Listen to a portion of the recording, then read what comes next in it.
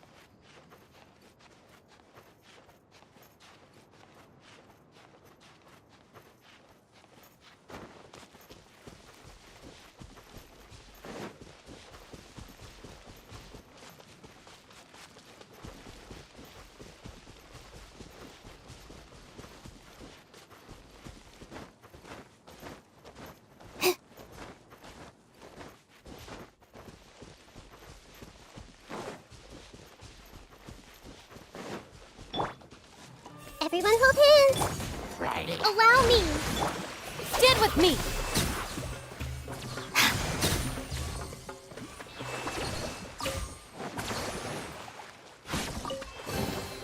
Every little bit counts.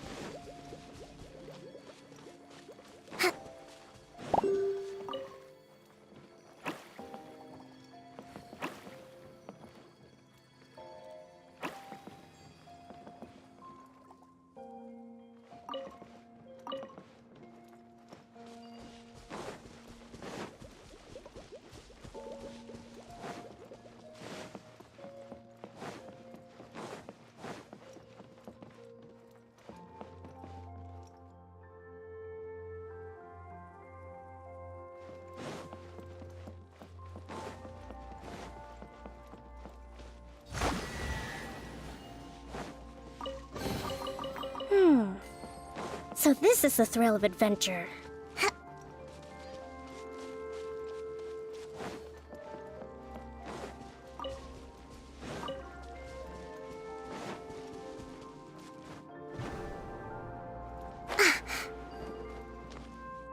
Our bond is strong. Hold the line!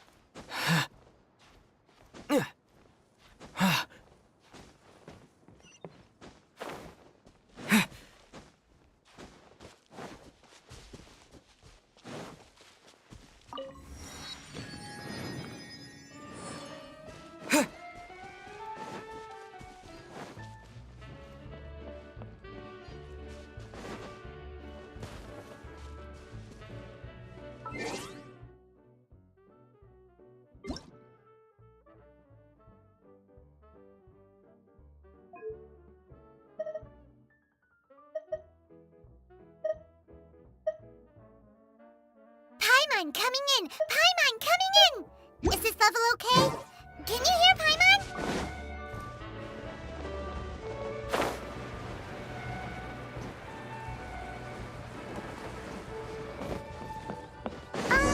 Hey, so Paimon's been meaning to ask, what brought you here, Kokomi? Oh, well, things have quieted down in Watatsumi Island for now. So I thought I'd take the chance to get out and see more of the world. You've traveled a pretty long way. Why Sumeru? I figured that I needed to venture farther than usual to really broaden my horizons. Well, that's one reason anyway. I can explain in more detail another time.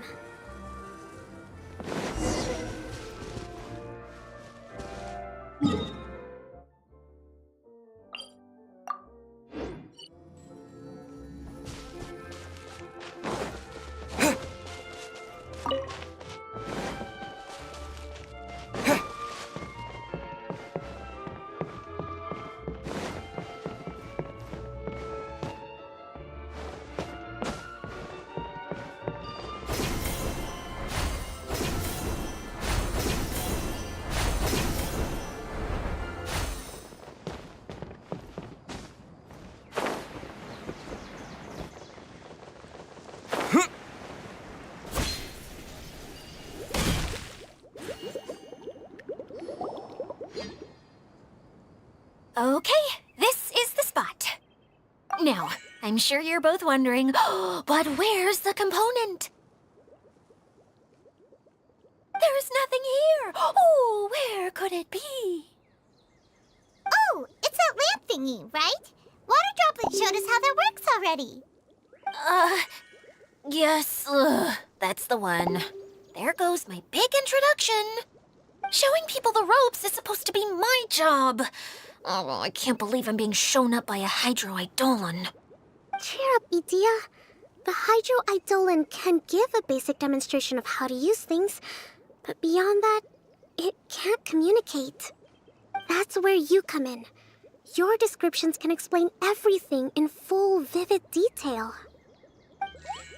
Paimon forgot how persuasive Kokomi can be when she really wants to. Sometimes having a genius strategist around really comes in handy.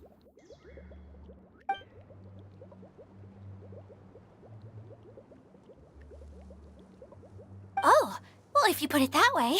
Well then, just pretend like you've never seen it before, and I'll tell you all about it. This is called the streaming projector. Everything here in the Valurium Mirage was made using this device. All you need to do is place an item in the projector, and you can construct a corresponding item based on the shape of the original and your imagination. At least, I think that's what it used to do. With the domain in its current state, only its most basic functions are still operable.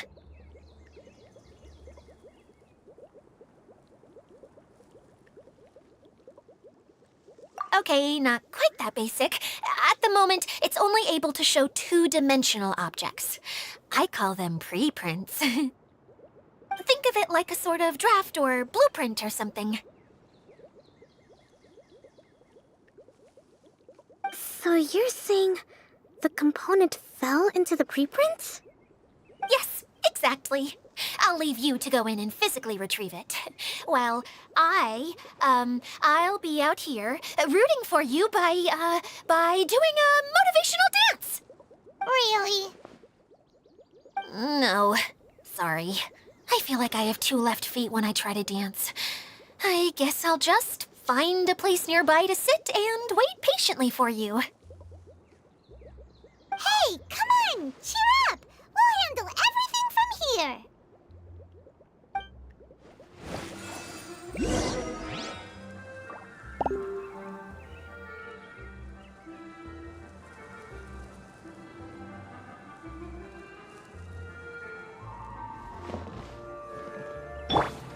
I see everything. All you need to do is touch the streaming projector, and you'll enter the world of preprints. Oh, don't worry. It's not dangerous.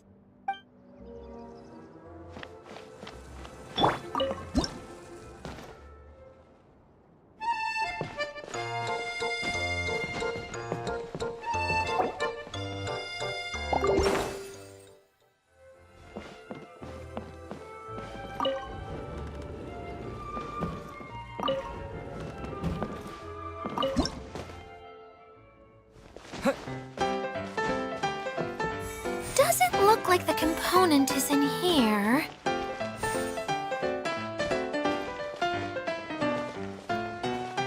Yes, that's the one! Now you just need to bring it back out. What is this thing anyway? Some kind of gear?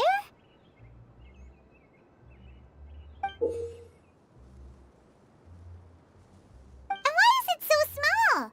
It doesn't look like it belongs in that huge wheel. It's hard to explain, but I assure you that it's definitely one of the components. So that leaves 3 more components missing. Every journey begins with a first step. I think we're off to a good start, and things should keep going smoothly from here. You really think so?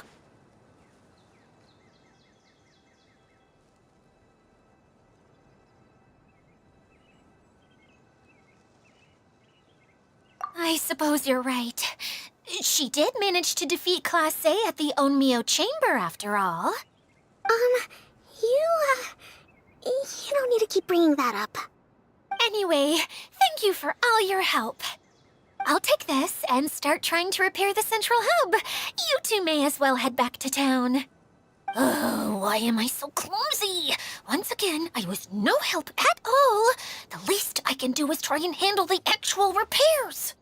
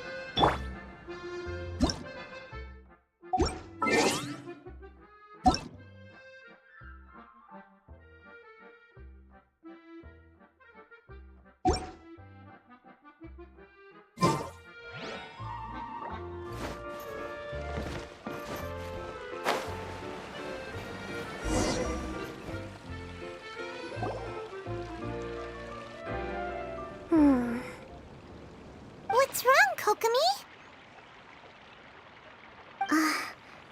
I'm just a little confused. You mentioned that the water droplet showed you how to use the projector? Can you tell me a little bit more about that? I'm so curious to know what happened. Oh, sure! I see. Hey, look! The wheel is spinning now! Oh, and now it's stopped again! Well, that didn't last long. It also wasn't spinning at the right speed. Before the incident, it spun much faster than that. Oh, so you saw it back when it was still working?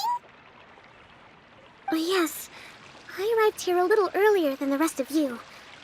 But the incident took place not long after I entered.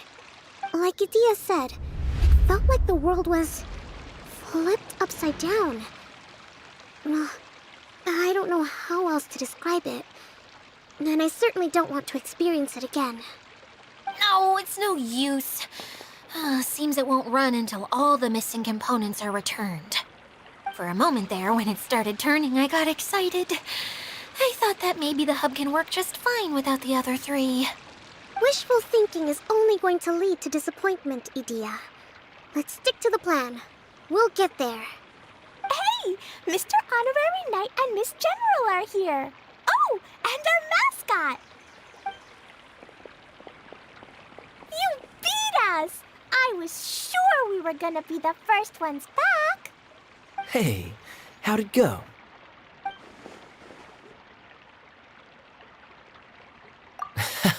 Impressive. I doubt you'd find many other knights of such caliber even among the Knights of Favonius. How about our master thief and mage? Did you find anything? You bet! We made a huge discovery. The place we were trying to get to was blocked off. We couldn't see anything past it, and there was no way around. But then, just now, a huge canyon appeared out of nowhere, so we hurried back here. It appeared just now? Come and see, Mr. Honorary Knight. Let's go on a canyon adventure. I'll sit this one out. I'm beat after trying to make those repairs. I need to take a break. Miss General, you should come too. You can hide behind me and give me smart advice while I protect you. Wonderful. It would be an honor to serve as advisor for our young mage. Let's go!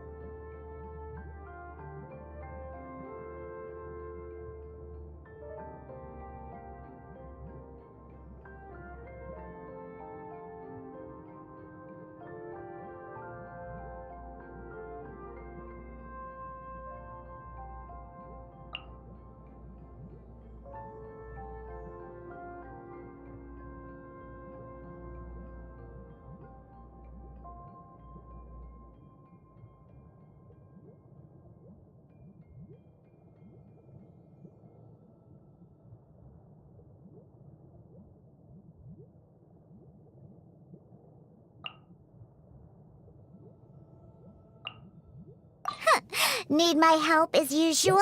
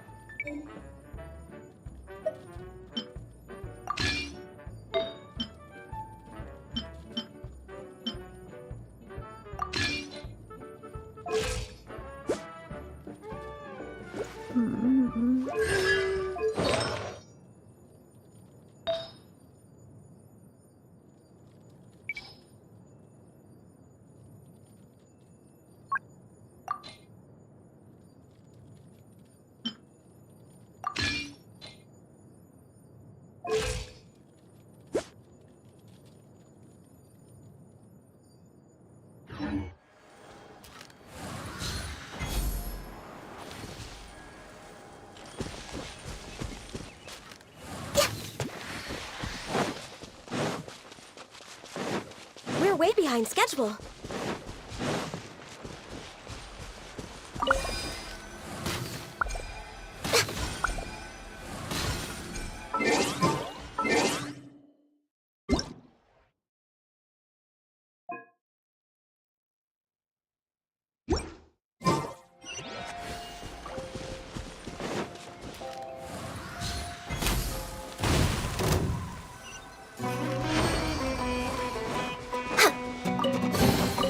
There's nothing wrong with reaping a reward every now and then.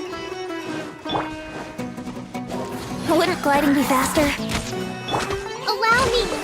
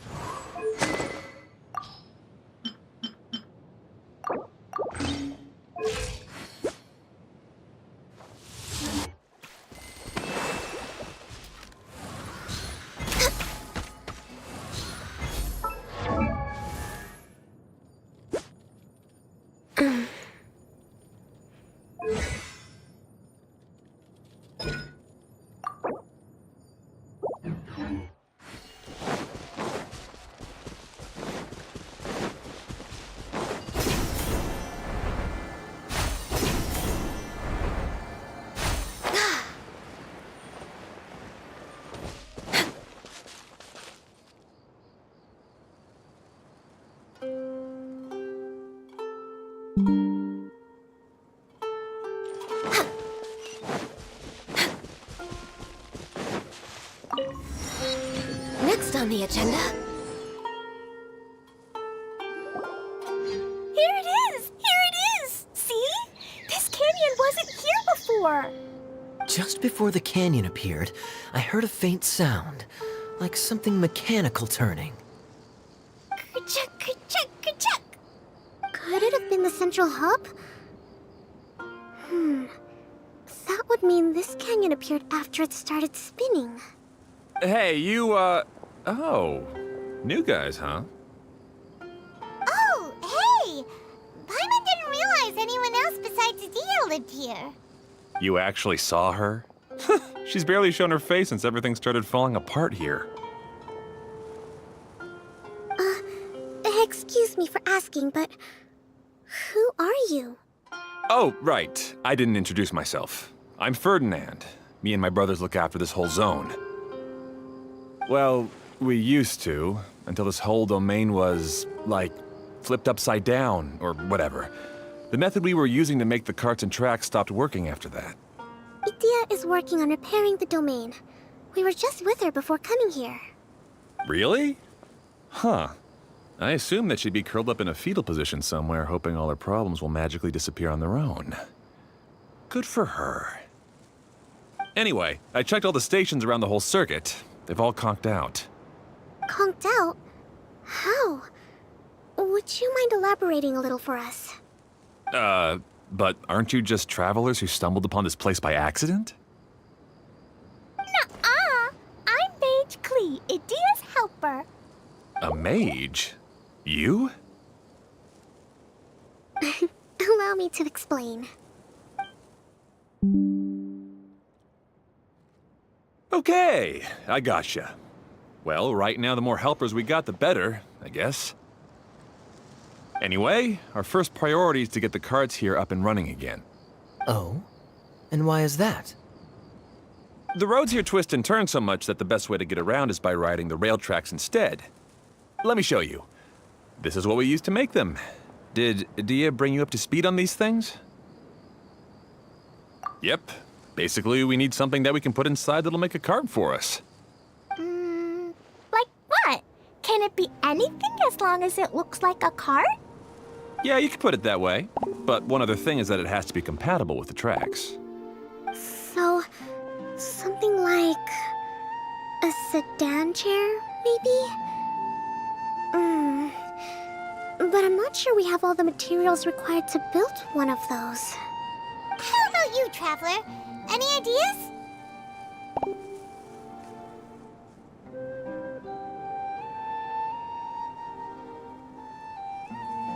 What kind of a suggestion is that?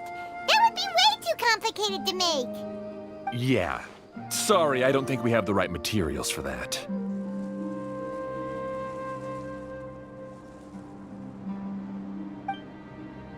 Really? Hey everyone, come and see what Klee made. Ta-da! Look, I made a cart. Wow! Amazing work, Klee! Whoa! It fits the track like a glove, too. Plus, it's a heck of a lot cuter than the ones that Dia made.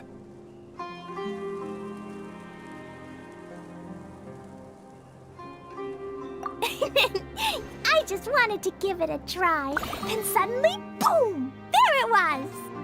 Paimon's gotta ask, what exactly did you make your cart from, Klee?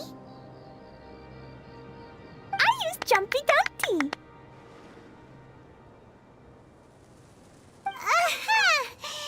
Thought so. Is there a problem or something? If not, then let's get ready to leave. It's just... this cart is made from,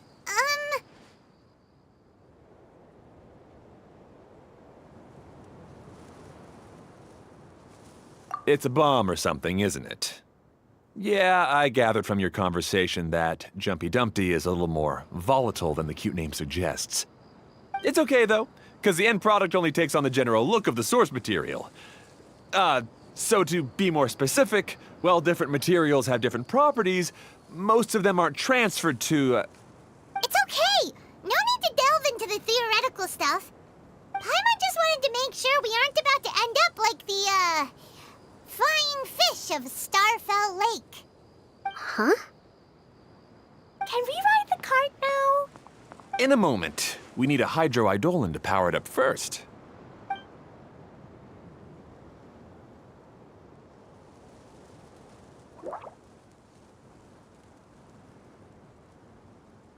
Okay, she's ready to roll. Hop in.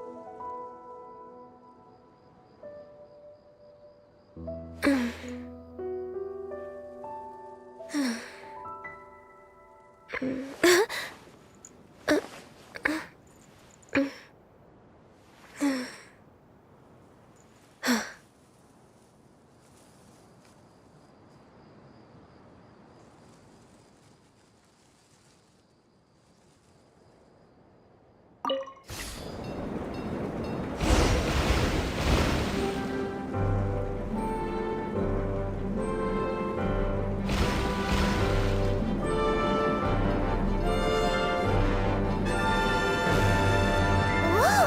This cart is fast! Chugga chugga chugga choo! Woo woo! Yeah! I'm gonna call it the choo-choo cart!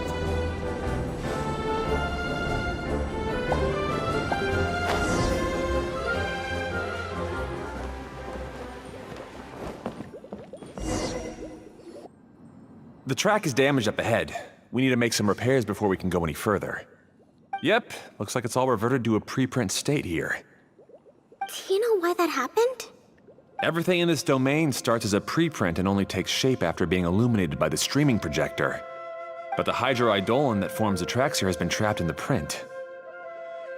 So someone needs to go into the preprint and rescue the hydroidolin, right? But the projector here is sealed off by a giant bubble! That's the hydroidolin's way of protecting the device from damage.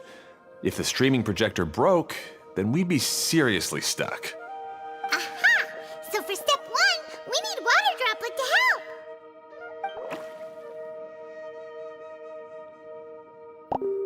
Aw, it seems to really like that name!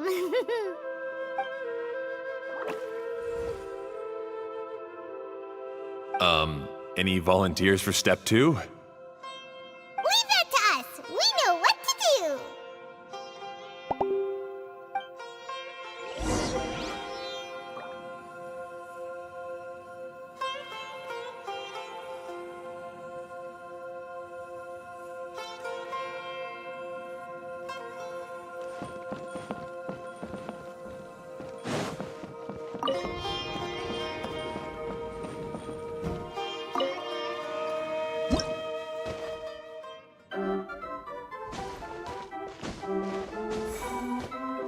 Aw, it's completely empty! Ah, so the hydroidolin was locked up in that chest. Yay! We saved 2 water droplets now!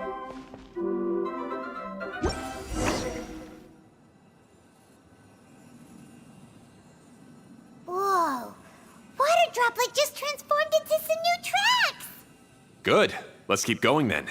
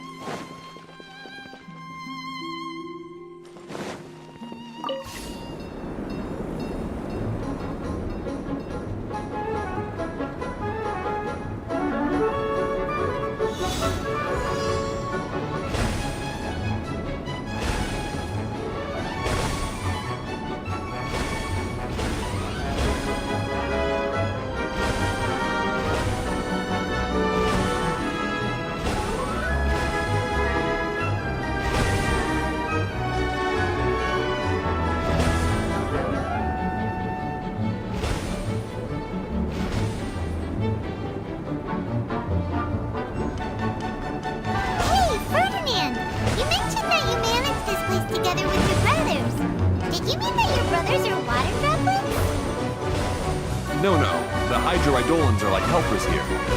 As for my brothers, well... those two. You'll meet them soon enough.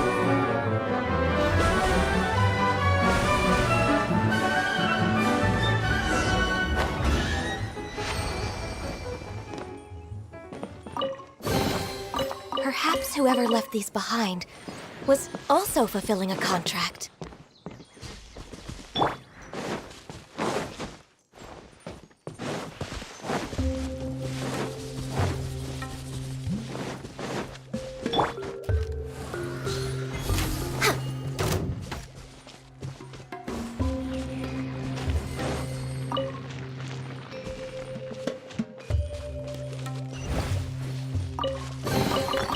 Perhaps whoever left these behind was also fulfilling a contract.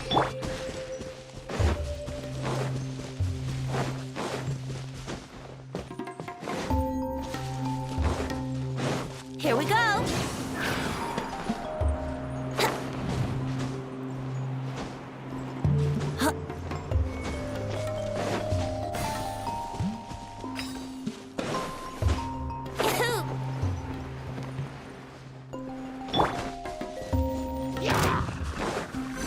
Born of ice and frost.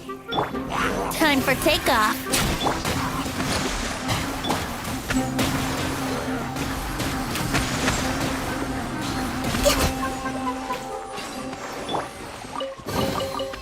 Thank Barbados.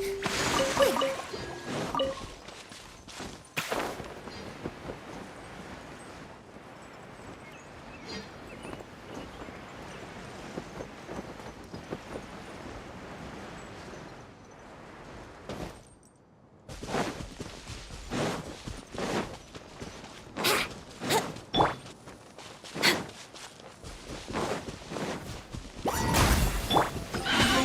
Brace yourselves.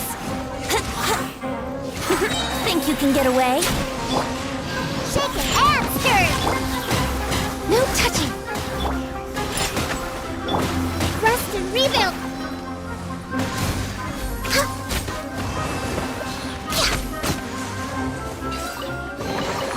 There's nothing wrong with reaping a reward every now and then.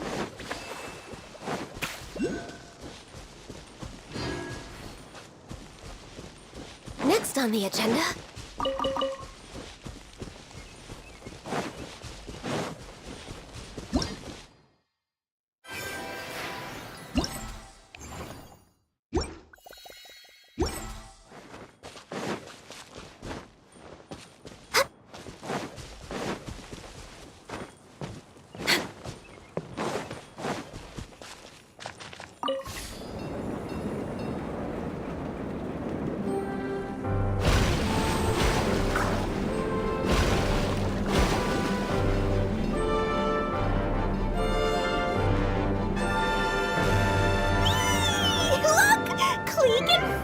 Just like Paimon now! This is way more exciting than how Paimon usually flies!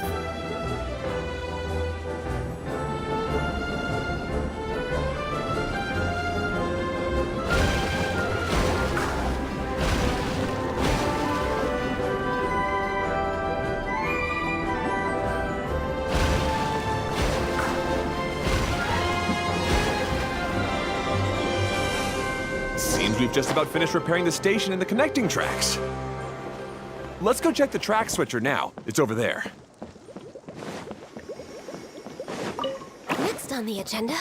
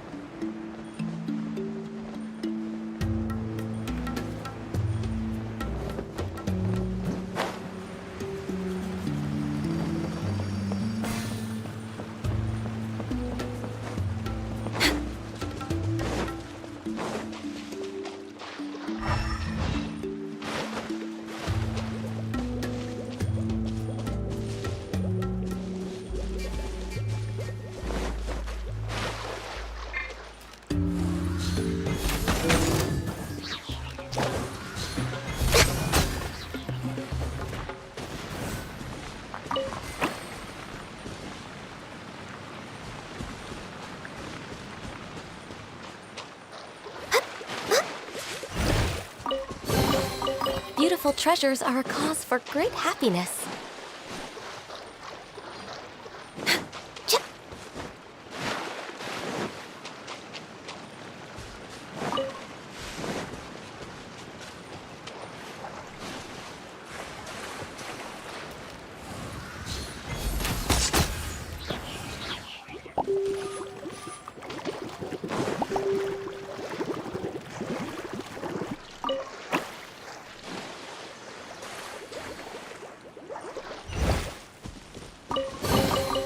There's nothing wrong with reaping a reward every now and then. We're way behind schedule.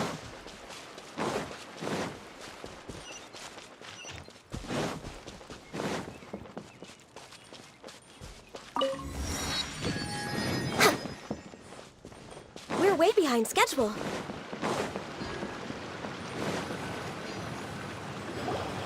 Oh, there's another spinny thing here. It's so big! But, not as big as the one we saw in the middle of this place. That one was huge. I bet it's something super important. I remember what Kaya said earlier. Very good, Klee. You're using what you saw earlier to make observations, like a real adventurer. It appears to be a system that rotates to switch tracks. That's right. Originally, all you had to do was flip this switch and the junction would rotate. But it seems Jeremy still hasn't fixed it yet. He sure talks big, but when it comes to actually getting things done... Is this Jeremy you mentioned one of your brothers? Yeah. When I talked to him about repairing the tracks, I suggested we start with the station, but he said we should start at the junction. Really, it made no difference which one we started with, but he just had to turn it into a huge argument. He always treats me like I'm a fool and disagrees with anything I say. Let's see what he has to say now that I've already fixed the tracks. If you ask me, you're clearly a sharp person, Ferdinand. Yes, finally someone who can recognize that, rather than just shrugging off my ideas. Come on, let's make our way to the junction and see what he's up to. I bet he's still fretting over what to do.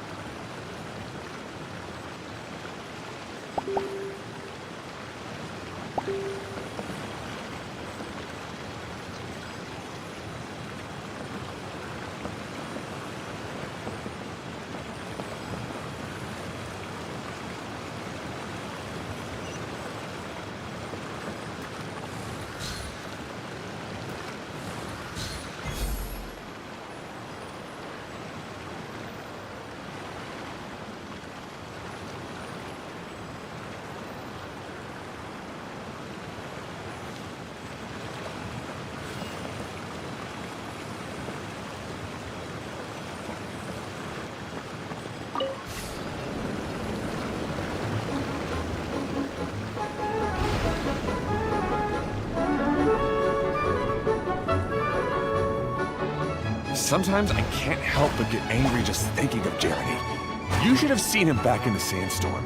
I suggested we go east, and he argued that we should go west. You were in a sandstorm? What happened after that? We separated and each went our own way. Lucky for us, we stumbled across this domain. Otherwise, I'm sure we would have been buried in the sand.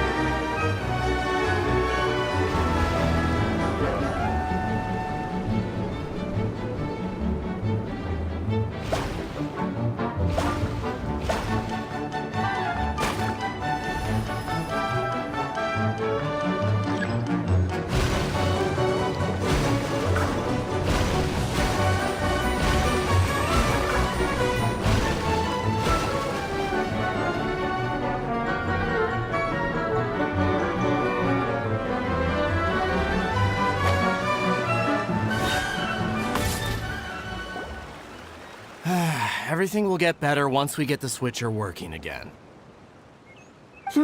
Still stuck here just as I expected. Well, did you make any progress? Didn't I already tell you? Just have the hydroidolins fix the junction and then make a new cart. After that, we can use the junction to... Wait a minute, how did you get here? It took a lot of effort for me to climb all the way up here. The answer is standing right in front of you. Yeah, sure.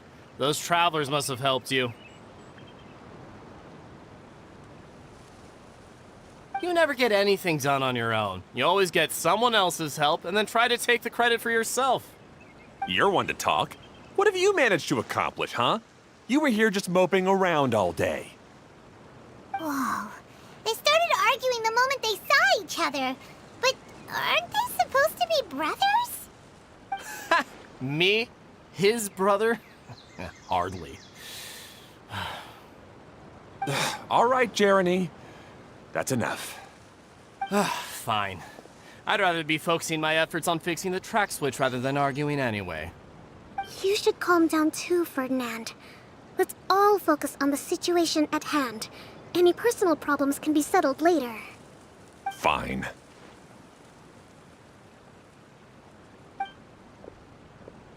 I'm sorry you had to see that. My name's Jeremy. I'm one of the people responsible for taking care of this area. I assume you're the ones who helped repair the tracks. Thank you very much. It means a lot. No need to thank us. We're just trying to help Idea restore the domain. I see. Now that you and Ferdinand brought the cart up here, we'll need the hydroidolins to fix the area below. Them again, huh? Seems the hydroidolins are really important around this place. Yes, of course. Not only do they keep the junction turning, they operate practically everything else in the domain too.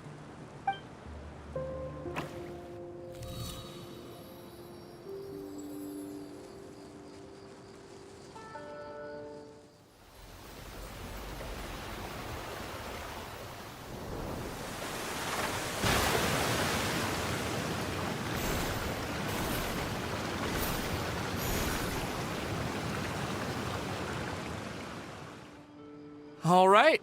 Seems most of the tracks and junctions have been repaired now. Yep.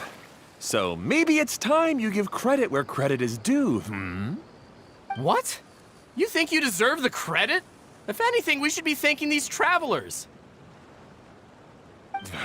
You... Well, either way, you're not the one getting any credit. You're always quick to criticize my ideas and push your own, but you never actually get anything done. And what about you? Don't forget it was Hado and I who took care of the mess that one time you impulsively tried one of your brilliant ideas. Speaking of Hado, wasn't he with you? I left early this morning. I assumed he'd be with you. Seriously? Couldn't you have at least looked to see where he was before you left? Hey, come on! You didn't see him either, so what's your excuse?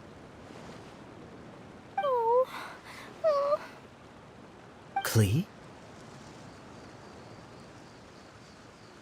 I don't get it. Nobody did anything bad. Why are they arguing? I just don't like his smug attitude, that's all. Who are you calling smug? If anything, you're the one who's making such a big fuss right now. All right, I think we've heard enough from you two. If you insist on bickering, then I'd suggest you go somewhere else. Otherwise, I'll just cool you two off myself.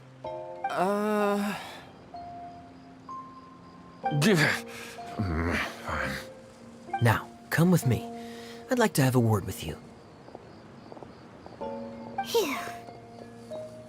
Don't be upset, Klee. There are many complicated situations in this world which don't always have a logical explanation. As a passing traveler here, it's not my place to comment on their disputes. But in my experience, family issues can be the toughest to resolve.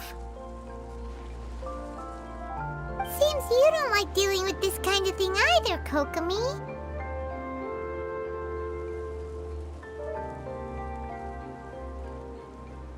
But it's still not right. don't know how to explain my feelings. I'm sorry. We've calmed down. We shouldn't argue in front of a child like that. We're sorry, Klee. It's okay. Back to the topic at hand. Weren't you about to go look for your brother Hado? Ah, right. Our best guess is he's somewhere around the torrential twister. We would have to use the junction to send the cart to another area. Sorry to trouble you again, but would you help us find him?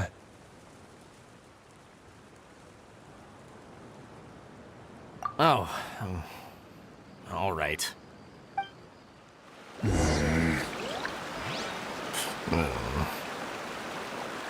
come on, you two. You're brothers after all. Can't you try to get along?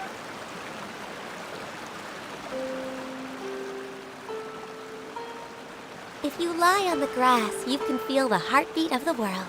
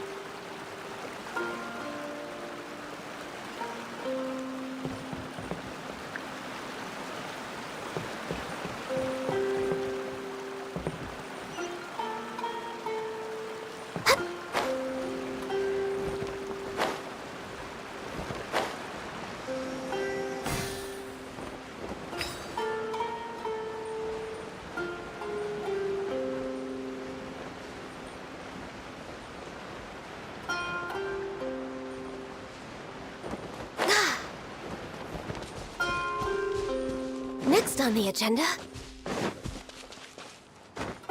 Huh?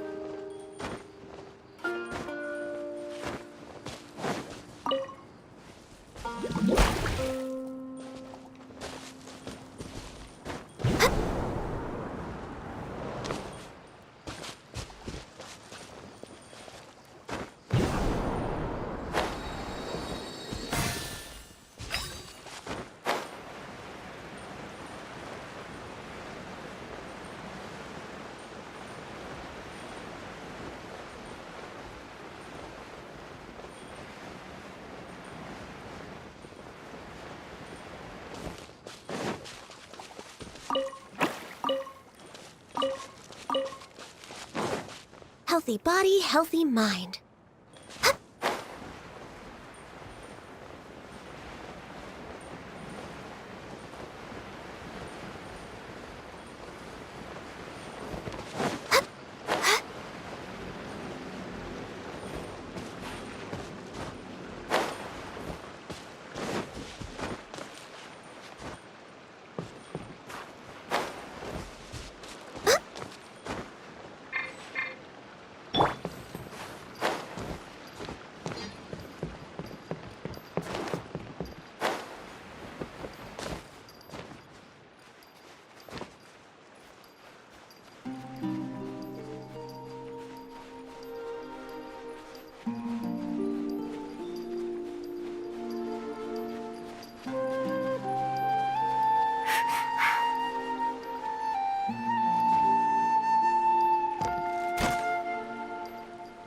Here we go!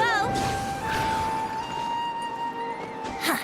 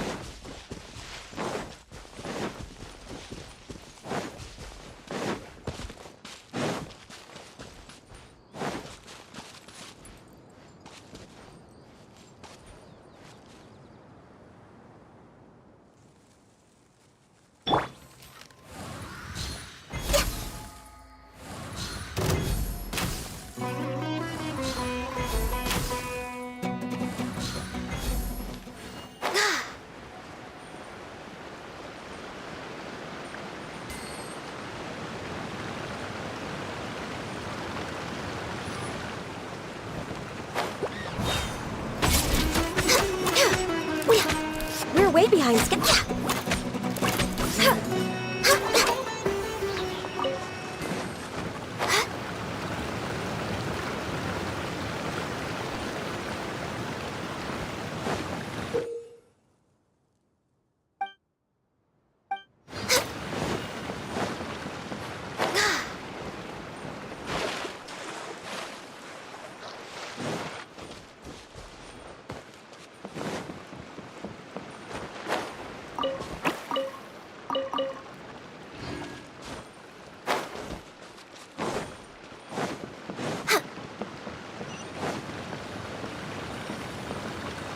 Okay, this is the end of this track segment. Otto should be nearby.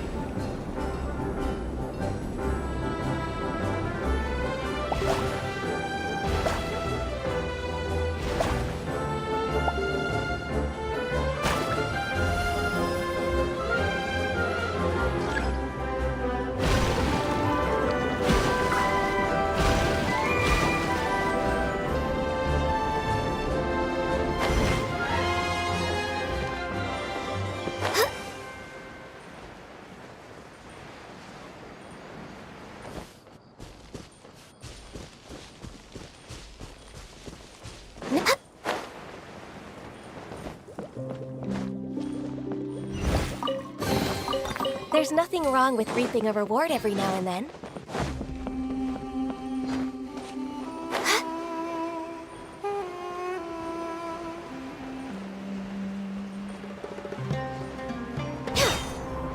We're way behind schedule.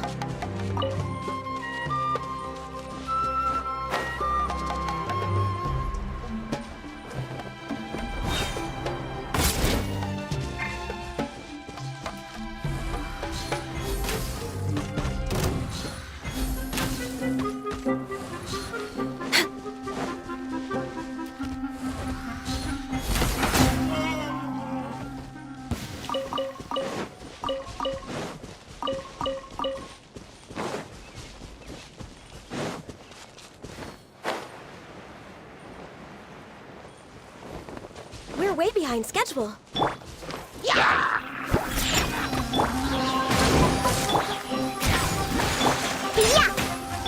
Time for takeoff.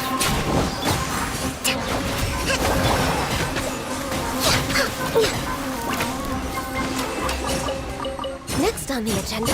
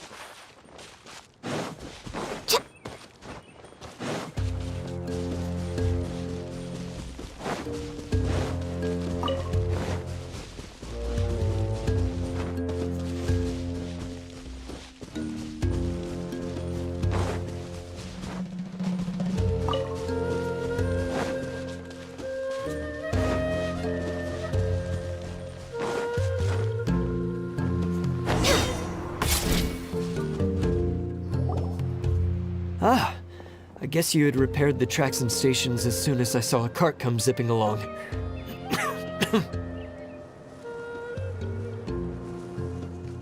Now that the tracks, station, and carts are all repaired, we're about ready to reopen Torrential Twister.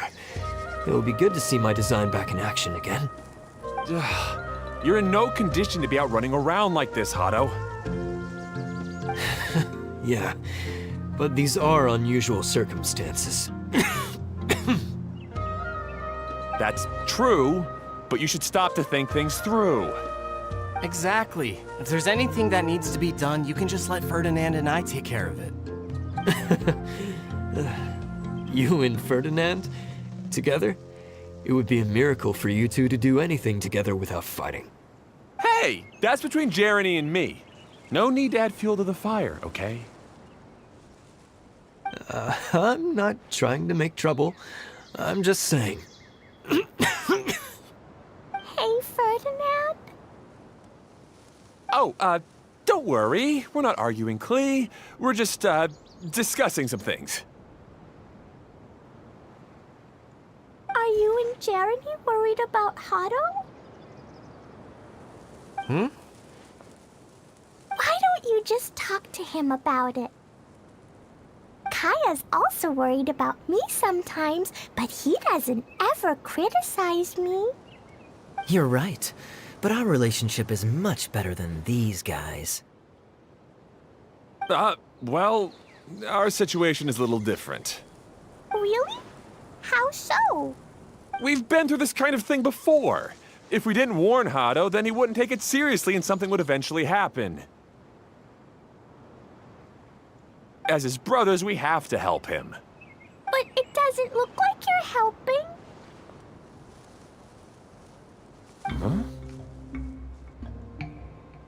Maybe Klee doesn't understand everything. But my mommy told me that you help someone to make them feel happy, not to make yourself happy. Hado sure doesn't look very happy. Why don't you ask him what he needs? Klee's right, you know. You three need to open up and talk things through.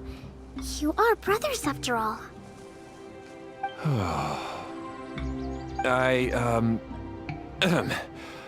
I've always cared a lot about you, Hado. Just like when we were back in the desert.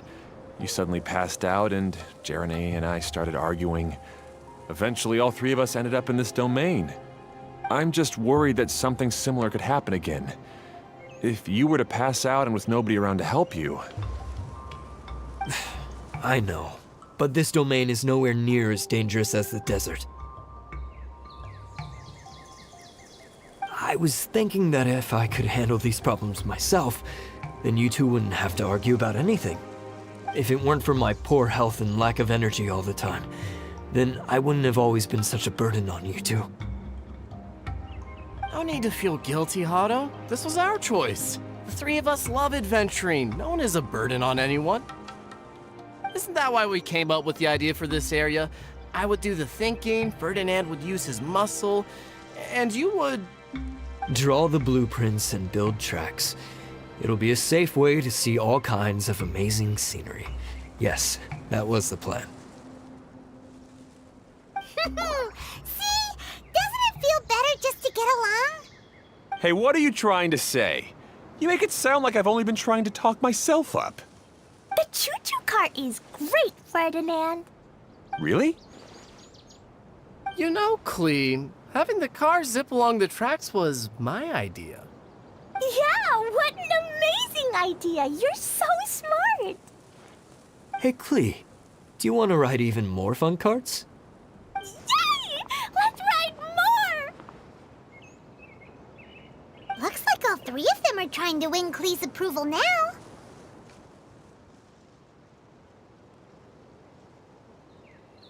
Klee hasn't realized it yet, but her innocent, childlike nature is very powerful. It can inspire and even help heal others. Hey, everyone. Please come with me. We need to get the Hydro-Eidolon in the cart to help us.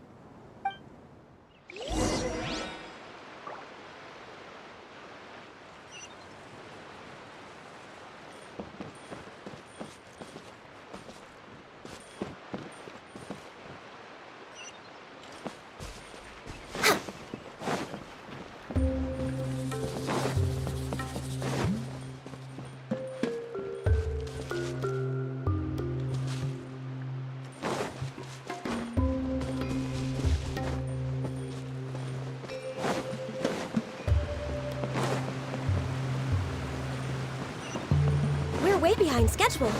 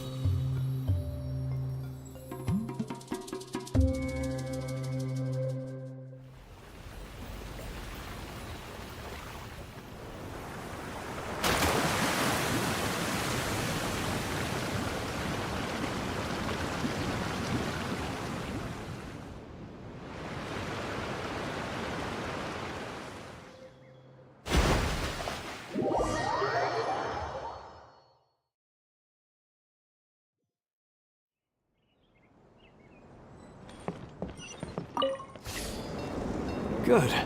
Torrential Twister is ready to run now. Let's go to the station at the start of the track.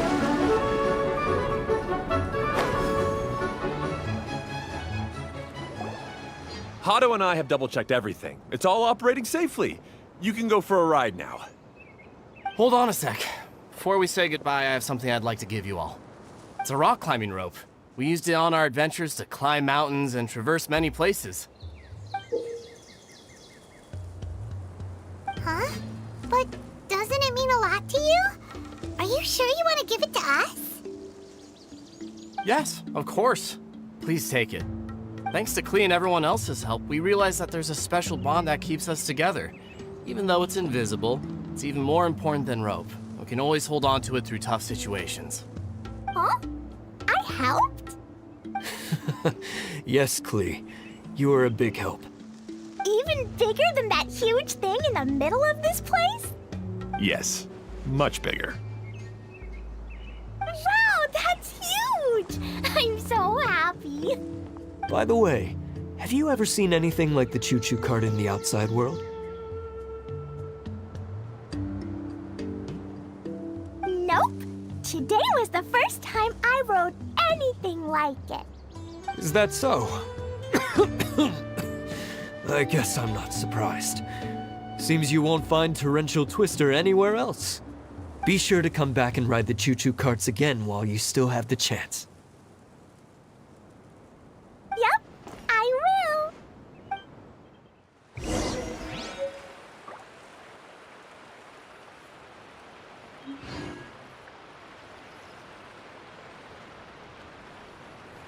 Be sure to come back and visit Torrential Twister again. I hope you enjoyed it. Hey, imagine if we could build our tracks all over the world. Traveling would be so much easier.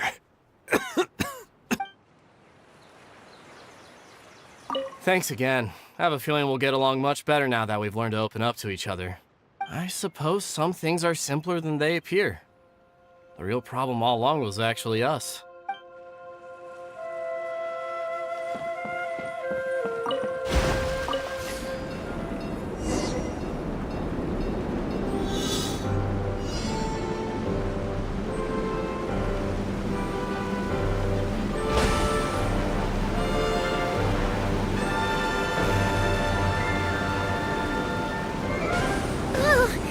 This is even higher than I expected. The drops are pretty steep, too. Are you okay, Kokomi? If you're scared, just yell and let it out. We won't tell anyone. What happens in the bottle to me, stays in the bottle to me.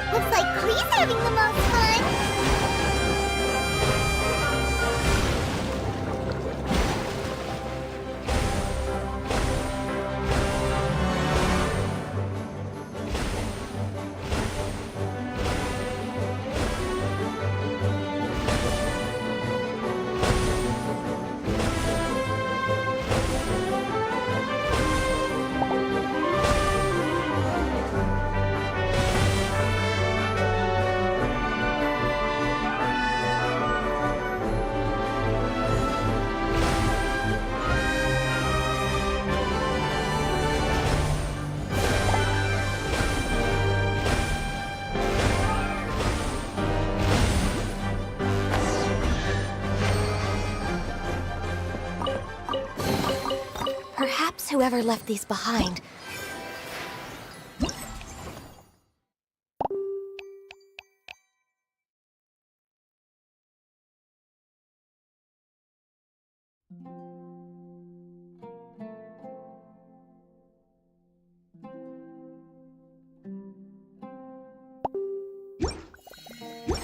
Was also fulfilling a contract.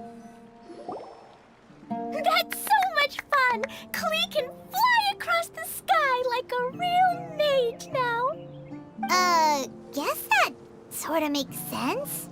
Wait, but if being able to fly makes you a mage, what does that make Kaya, since he's here too?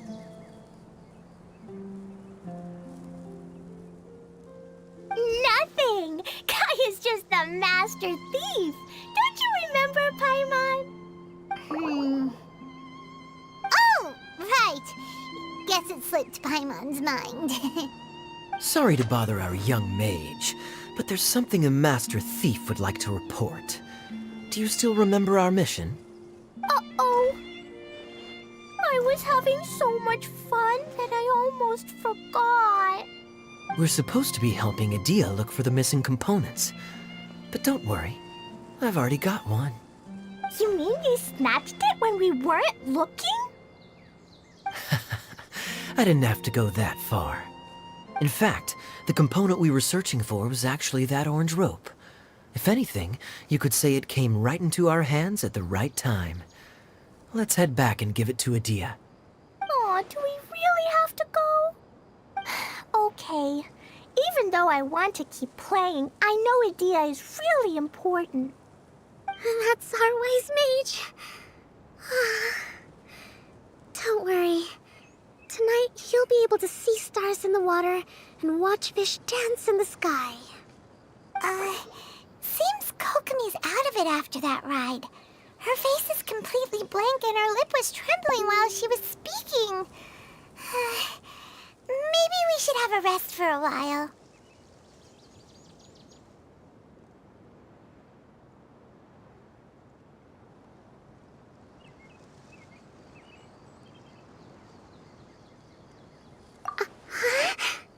I thought I was keeping my composure pretty well. Don't worry, my mind is always spinning. I'm used to this. We should head back to Idia. How about we hold hands, Miss General?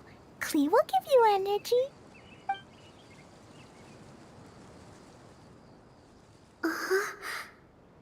After holding Klee's hand, the stars in the sky and the fish in the water have all disappeared.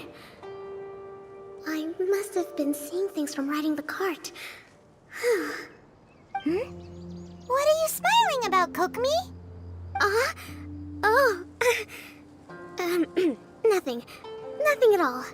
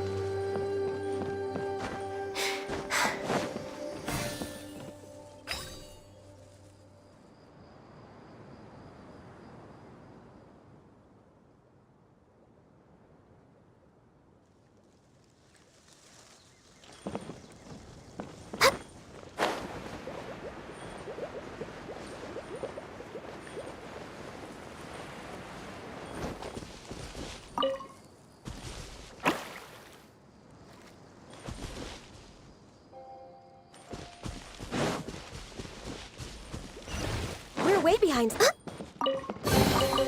Beautiful treasures are a cause for great happiness.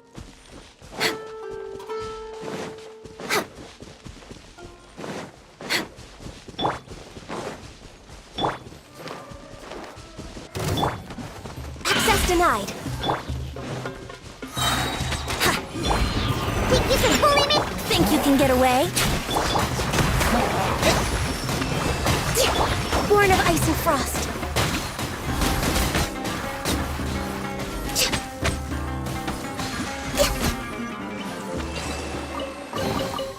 Beautiful treasures are a cause for great happiness.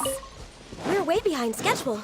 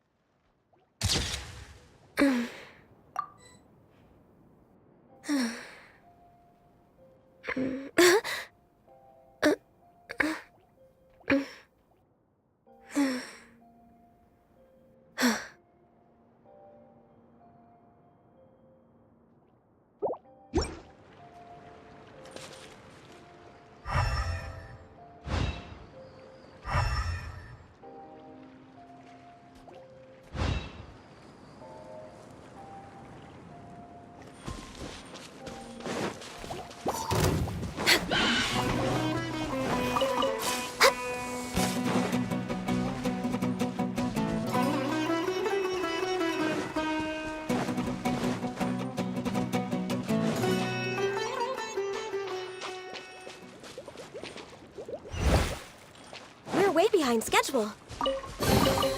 Beautiful treasures are a cause for great happiness. Next on the agenda...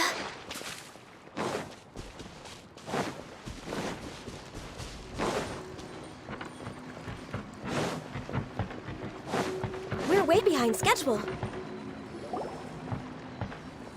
Welcome back!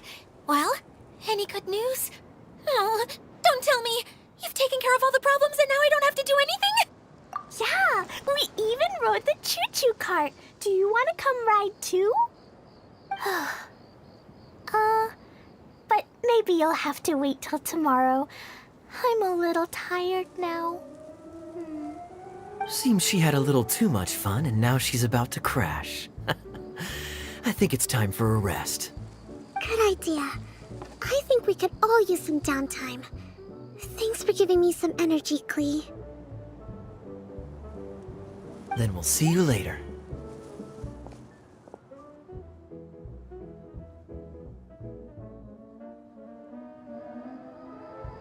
Bye, Mr. Honorary Knight. Bye, everyone.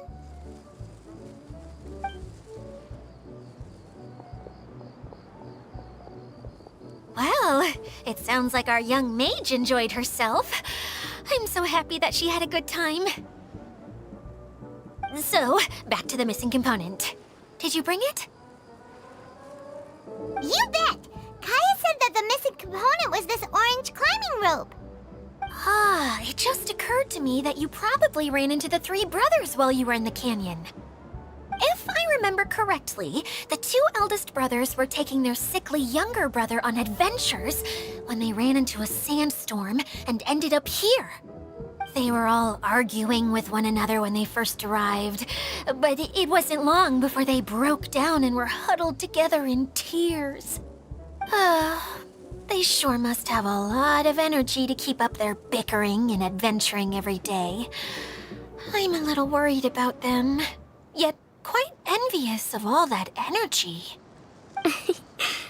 You almost sound as if you're reminiscing about old friends, Edea. Yes, I've known them for quite some time after all, but I seldom go to that area. You can hold on to the rope for now, Traveler. I have no use for it until we have the other components. By the way, Eula and Kale have also returned, but I'm afraid they weren't able to make much headway. They mentioned that they would like to head to the jungle north of here, once you have all rested up.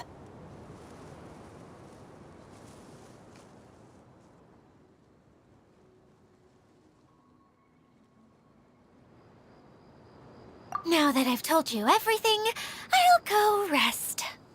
I'll go and check on the situation in the remaining 2 areas. Do you need me to accompany you? Oh, no, it's all right. You've already accomplished a lot today. You should rest up.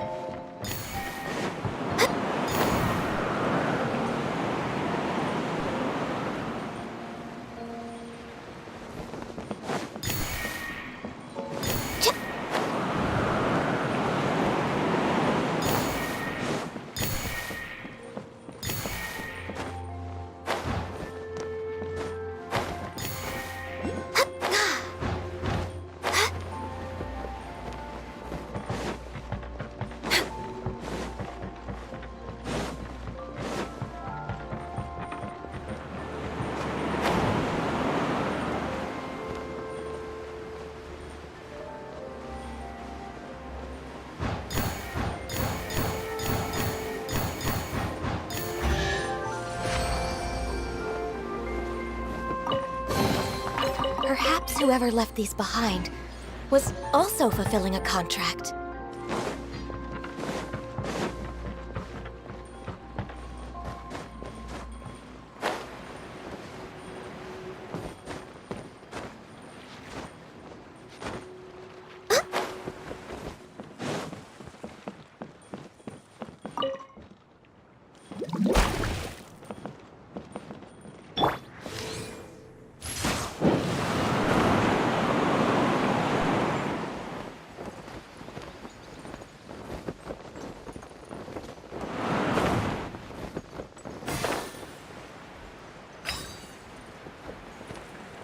Wouldn't gliding be faster?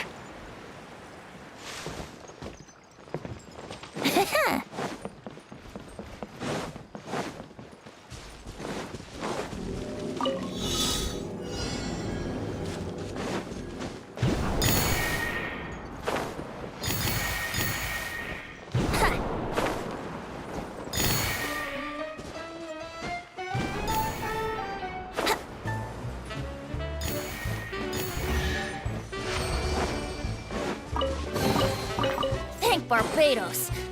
Wait a minute.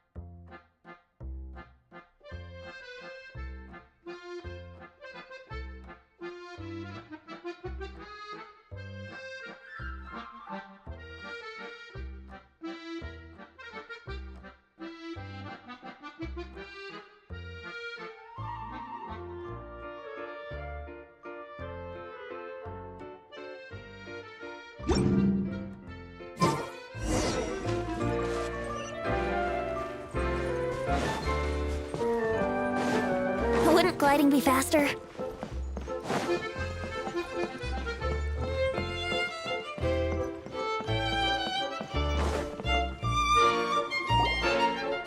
Kali and Mila! Oh, Adia is here too! Hey, it's the Traveler and Paimon. How are you? Did you rest well?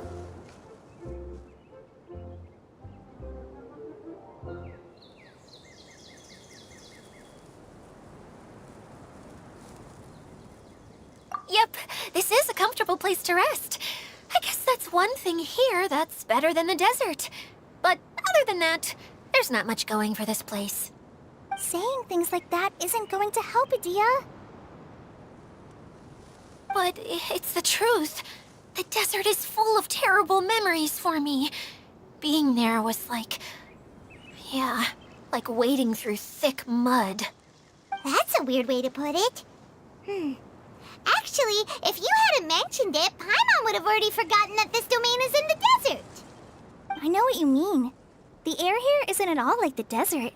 It's very humid, almost as if we're in the rainforest. It's a very familiar feeling for me. Everyone looks well rested. If you're ready, we can start making our way to the jungle north of here. Good luck, everyone!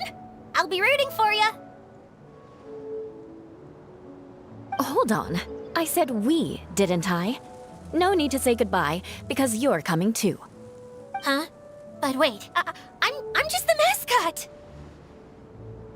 You can't back out this time, Adia. The manager of the fairgrounds is waiting to see you. She said Adia is the only person who could help.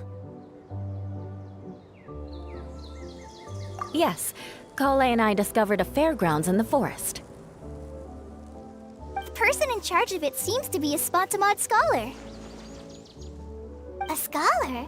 But what's she doing there? Researching the forest ley lines? Oh, I wish there were ley lines here that I could ever study. Anyway, I know who you're talking about. I'd better come along then.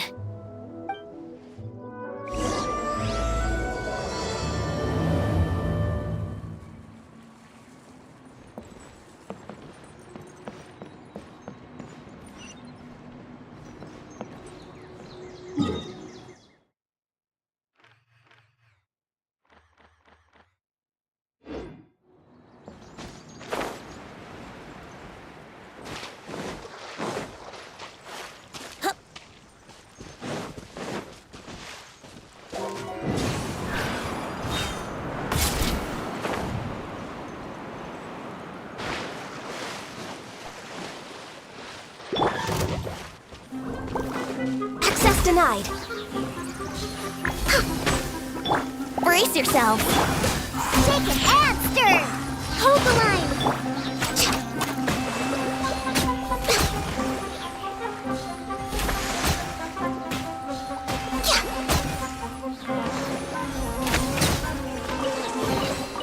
Beautiful treasures are a cause for great happiness.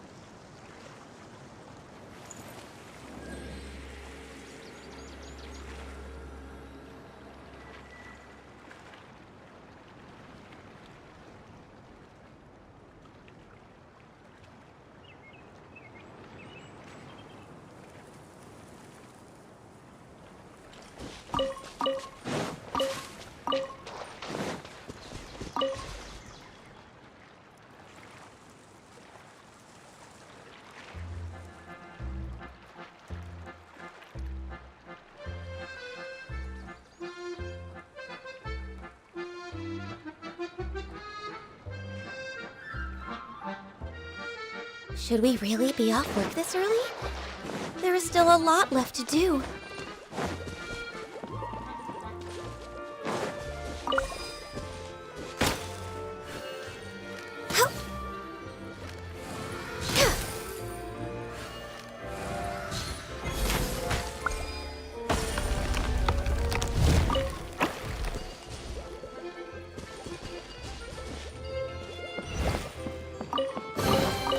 Perhaps whoever left these behind was also fulfilling a contract.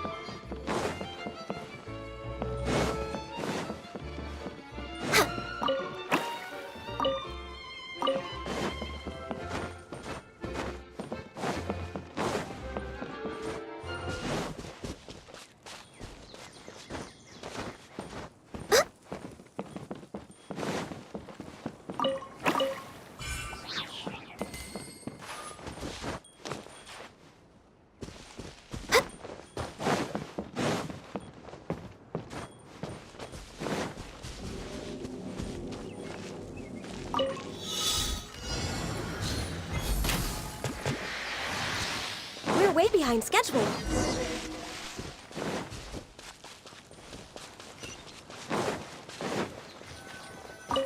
We're way behind schedule.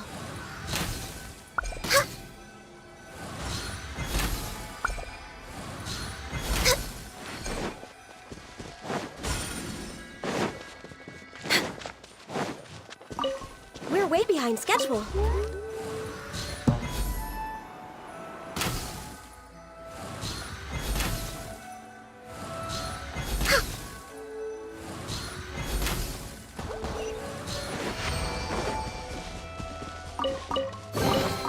Beautiful treasures are a cause for great happiness.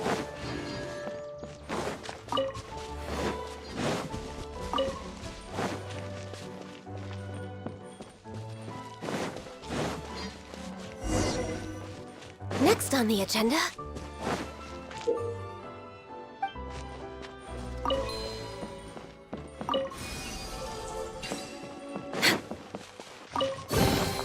There's nothing wrong with reaping a reward every now and then. Next on the agenda...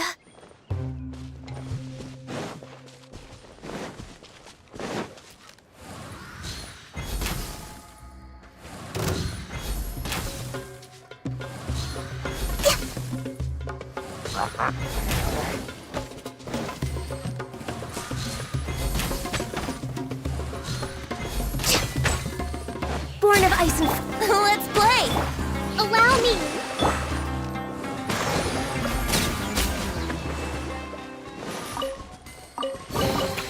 Beautiful treasures are a cause for great happiness. We're way behind schedule.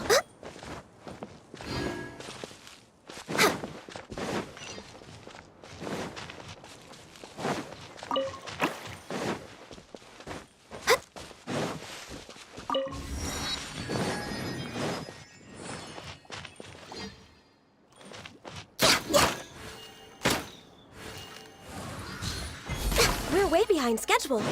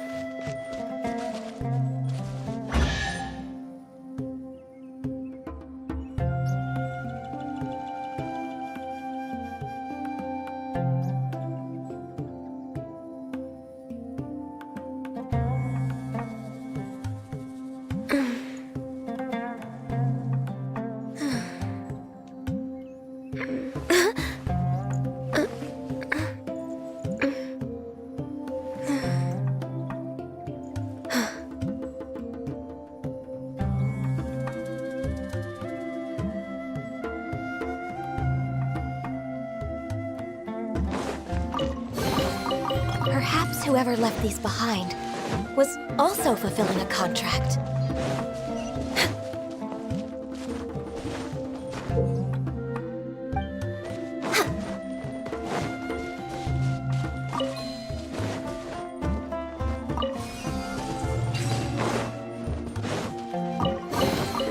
Perhaps whoever left these behind was also fulfilling a contract. Finally, someone has arrived. Sorry to keep you waiting, Mimuna. We've brought Adia with us. Thank you, Kale. It's been quite some time since I've seen you, Idia. To be honest, I didn't think you'd actually show up. If anything, I thought you'd be curled up somewhere crying alone. Hey, you shouldn't be saying things like that. Doesn't seem to be the first time Paimon's heard someone say that about Adia, though. You want to see me cry? Fine. I'll stop crying right here. No, please don't! All right, I shouldn't have said that. Now, who are these two? And Paimon is Paimon! They're reliable helpers. Lucky for you that I found them. You'd better be more careful about how you speak to them, okay? Of course. Good to meet you. You may call me Maymuna. For the sake of time, we should forego the usual pleasantries. Please follow me.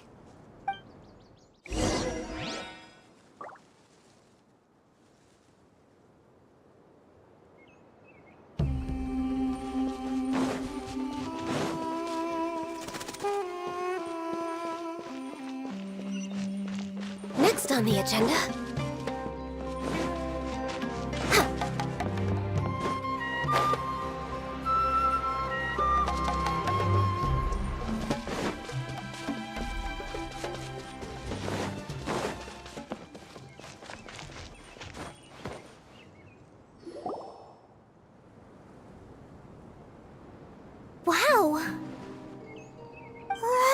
that huge tent! Amazing, isn't it? I helped make it. What fun would a fairground be without a tent, right? Really? Paimon knew you couldn't be so pathetic. You just act modest all the time to hide your actual abilities. Huh? What is it, Kale? Sorry. I'm not sure if I should tell you. I'm afraid it might dampen the mood. That's not important. Please, just speak your mind. Well, there are lots of vendor booths set up here, but there's no one running them. In fact, there's no one at this fair at all. It looks pretty deserted. The truth is, this used to be an exciting and bustling place. But just a few days ago, something happened, and it seemed like... Like, the world was suddenly flipped upside down? Yes, exactly. Something fell from the central hub into the tent and knocked down the crystal light that was hanging at the top. Oh, the crystal light. Mm-hmm. I remember a certain someone said that we should have beautiful lights to celebrate at a fair, and made us that crystal light. But once the light fell, the tent became a complete mess and the Hydro-Eidolons were trapped inside. Just when I was at my wit's end, a man from the Lawrence clan came and offered his assistance. Wait, he offered to help you? Yes, and he refused to listen to any of my warnings. He just walked straight into the tent, and then... Yes? And then? Yeah! Don't leave us hanging here! What happened? And that's it. He became trapped inside along with the Hydro-Eidolons.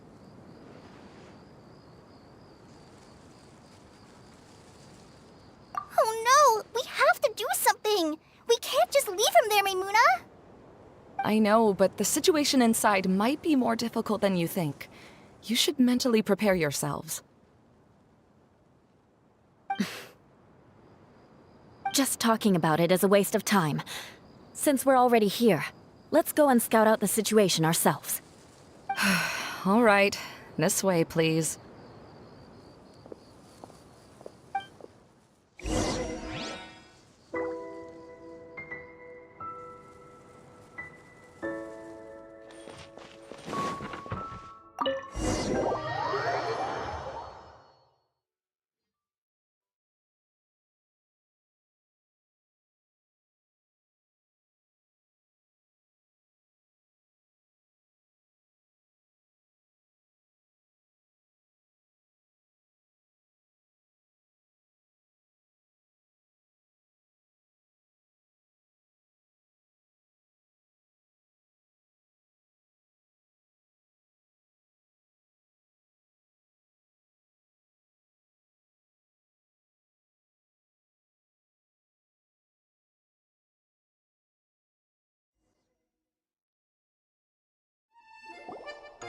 There used to be a large stage inside, but after everything got shaken up, it seems the very nature of the entire place was altered. The lamps and crystal light that were hanging above have all fallen down, which makes repairs near impossible. Wait, so you mean it's difficult to move around in there? Yes, mainly because of the lights. Do any of you have experience being on stage? Once the stage lights turn on, everyone's attention is focused on you. I can't stand that feeling. Having everyone's attention focused solely on me would just make me feel terrible. Me too! I'm no good at speaking in front of people. And then to have everyone staring at you. Oh, just the thought of it makes me shudder. Sounds like you have some things you haven't been able to let go of yet. Please don't laugh. I'm trying my best to change that, but there are still some things I can't overcome. Like when there's a lot of people around, or when people are staring at me. No, there's nothing funny about that. And you know what? It's not a bad thing to care when other people are looking. That's my opinion anyway. Think about it. Only people who have high standards for themselves would worry about failing to meet others' expectations. You have many good qualities, Kale. I bet if you had to learn dance since childhood like myself, then you'd be an even better dancer than me. No way! That would be impossible. I can relate. I know exactly how she feels. Maybe we should find a time for you to learn with me. And one day, you will become an outstanding dancer too. By that time, you'll be so focused on performing your beautiful moves that you'll no longer worry about an audience watching you. Wow. Eula's so passionate about this that she's practically glowing now. Really? You do that? You wouldn't think I look stupid and secretly laugh at me, would you? You really think I'm that kind of person?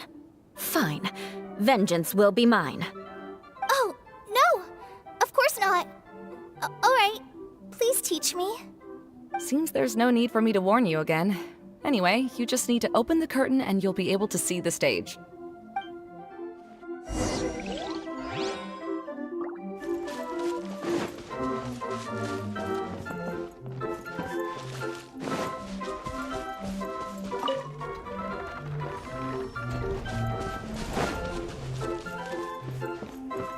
Wait, what's that thing in the middle there? That's my crystal light! It's been locked up. Well, let's figure out a way to fix this. Looks like we need to raise the platform underneath the crystal light. If I remember correctly, the stage controls should be somewhere around here.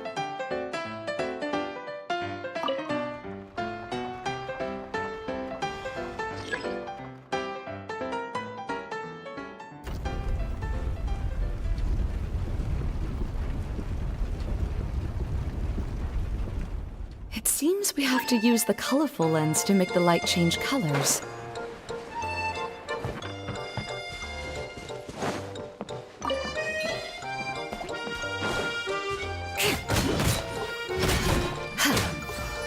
Beg for mercy.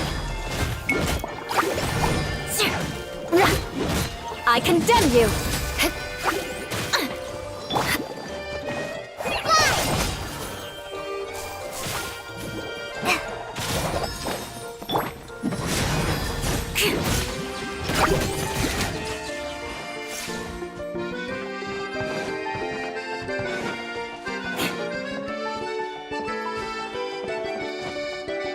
More speed.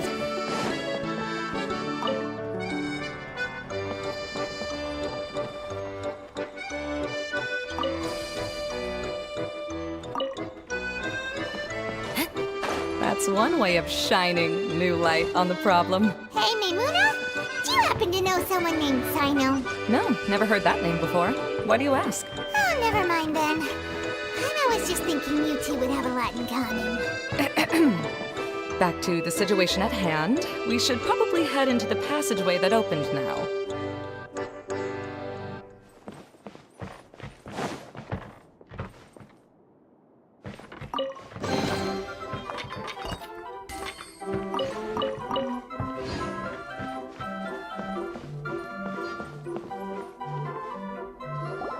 Hello? Is anyone here? If you can hear me, please help! Lessig Lawrence? Who are you? Who has the audacity to utter my full name? You sure don't look like you're in any condition to be talking like that. Yep. He's a member of the Lawrence clan, all right. Even though he's hanging on by a thread, he still insists on clinging to meaningless etiquette.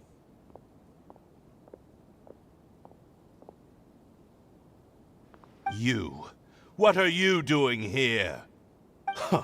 Have you come here to mock me, Eula?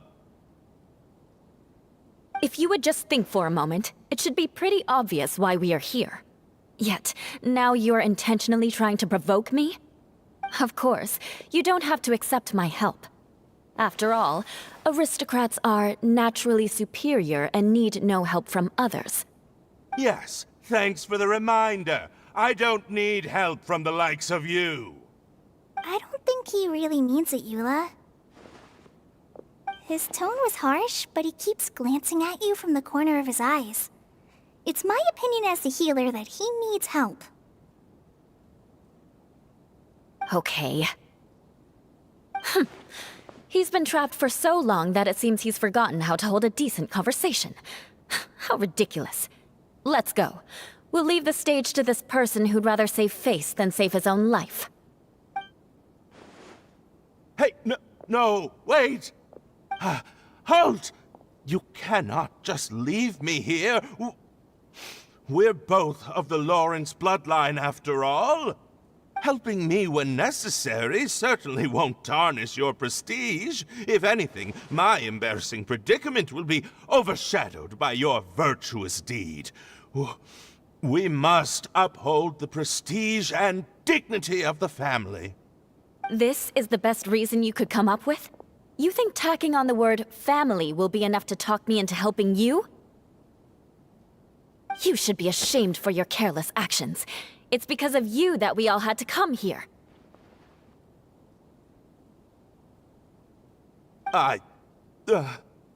Seems everyone in the Lawrence clan is this way. They'll do anything to save face.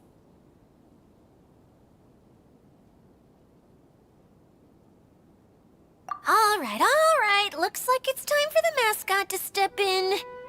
Here you go. One for Eula, and one for Lessig. What is this? Candy? Thanks. Oh, the smell! It's just like the aroma I smelled coming from the lens. Yes, that's right. Enjoying something sweet always lightens the mood. Oh, thank you, Miss Mascot. I certainly do feel much better now. So he's willing to thank someone else, but not me. Eula has been worrying about you the past few days, and asked me several times regarding how to find you. But now that you two have been reunited, I won't have to keep answering her questions anymore. Oh, I'm so happy. Let me clarify one thing. I don't care what happens to him. If you're going to keep saying nonsense like this, then... Eula will never admit that she actually cares about him. Yeah, you're probably right. If you're going to keep saying nonsense like this, then at least give me another piece of candy. Oh, sure.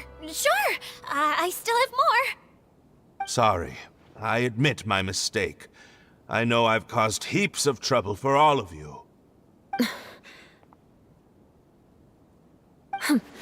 Why couldn't you have just said that earlier? I'm back. Oh? Have you already finished catching up? Why are you all looking at me? Oh, nothing. Don't mind us. All right, then let's clean things up here and keep working our way toward getting the crystal light fixed. There's no need to push yourself in your condition, Lessig. I'll take him and find some place for him to rest. I happen to be a little tired myself. All right. I'll leave my cousin to you then. You'd better rest up and regain your strength before we settle things, Lessig.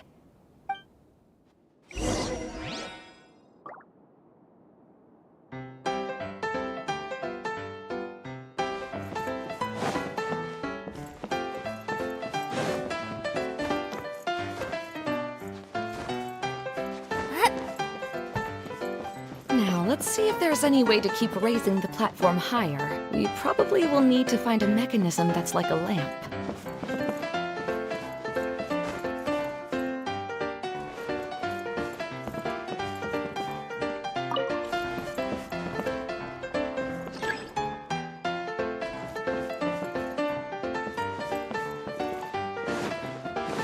Strange. Is that really the Lessig that I know? You shouldn't always judge people based on the way you knew them before. People change, and people can always make different choices. Oh, look! There's a water droplet over there! A hydroidolin! It must have been trapped in the curtain. But at least it seems to be okay.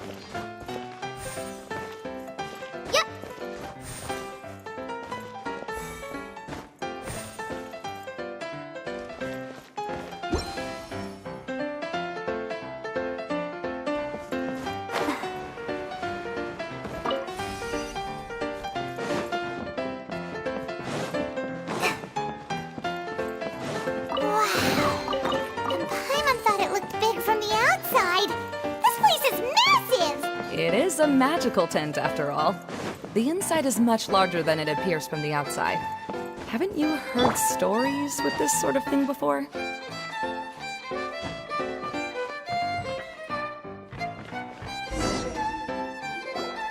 Oh, another path has appeared!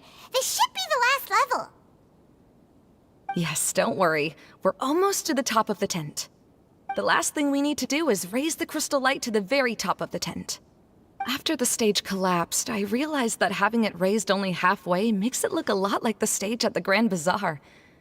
Have any of you visited the Grand Bazaar before? No, I haven't. I have. I've gone there a few times with Master Tainari. The place is bustling with all kinds of vendors. And if you're lucky, you can see Nilu perform her dance. Oh, a dance from Sumeru? I'd like to see that myself.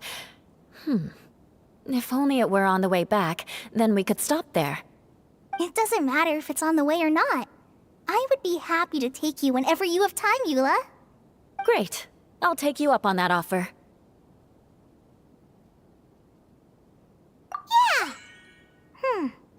Now that Paimon thinks about it, we've already been there more times than Paimon can remember. Really? My father used to help with festivities at the Grand Bazaar and would always give me candy during the events. I was just a kid and didn't understand anything. I was happy as long as he gave me some candy. To me, fairs and festivals were the best things ever. I always thought my father was amazing and wanted to be just like him when I grew up. But aren't you a scholar in the academia, Maimuna? As far as I know, scholars seldom could spend time doing anything but research. I doubt you could have time to assist your father in preparing festivities. Yeah, seems you read me like a book. When I had the choice between becoming who I wanted to be and who my parents wanted me to be, I ended up choosing the latter. But I was never happy about it. That's almost the exact opposite of Eula's situation. You must have already realized that. Why else would you set up all the booths here and make this place like a fairgrounds? Yes, but I'm still not as happy as I imagined I would be. I realized that attending a fair and running a fair are two completely different things. The main reason my childhood was so fun and carefree is because my family worked hard. But my father knew how difficult and tiring running a fair could be, so he wanted to push me towards academics.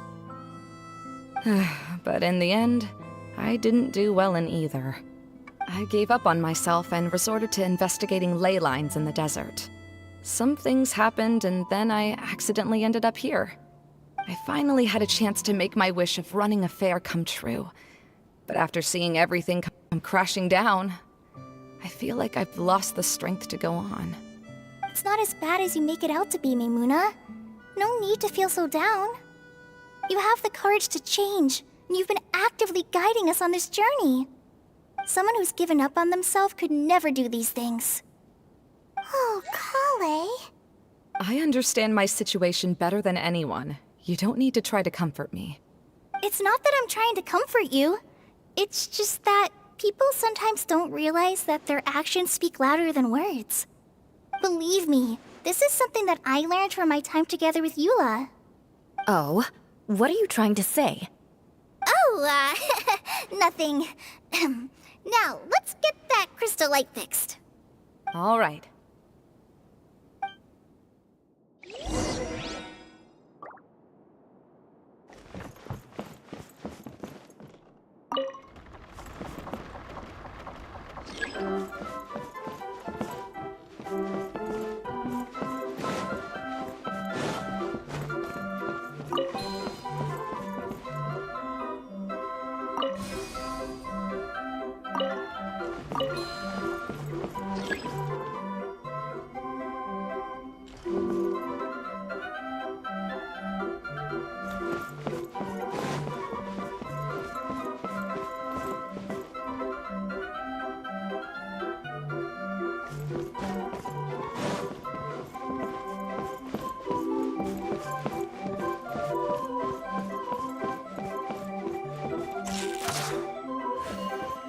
Pieces of the bolt have melted. Yes, the lens is made of materials that are easily melted by light.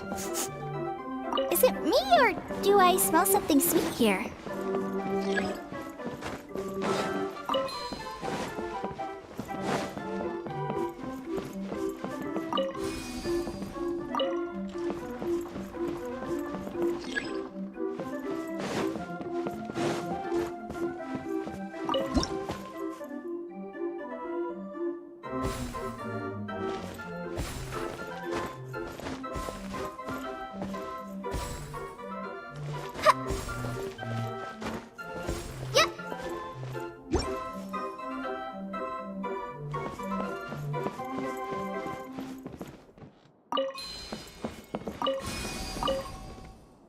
Good.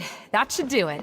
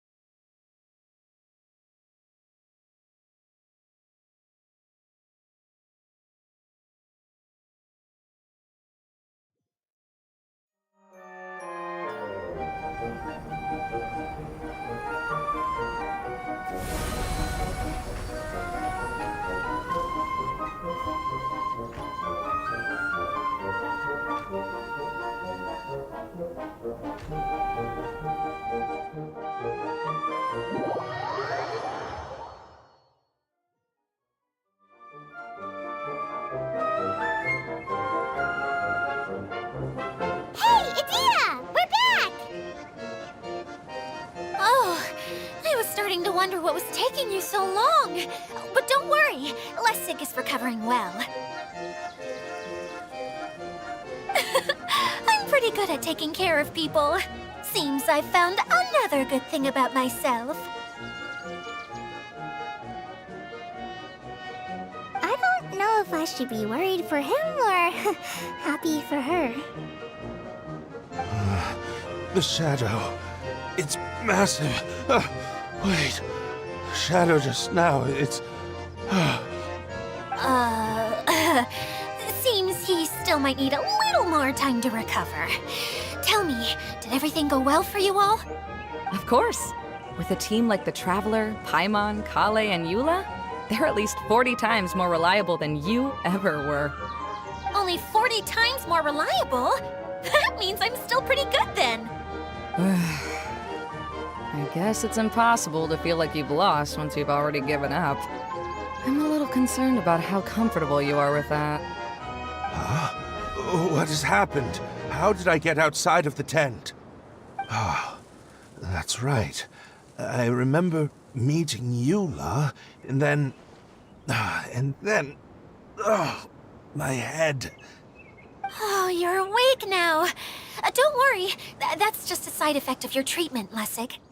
I'm afraid I still feel a little disoriented.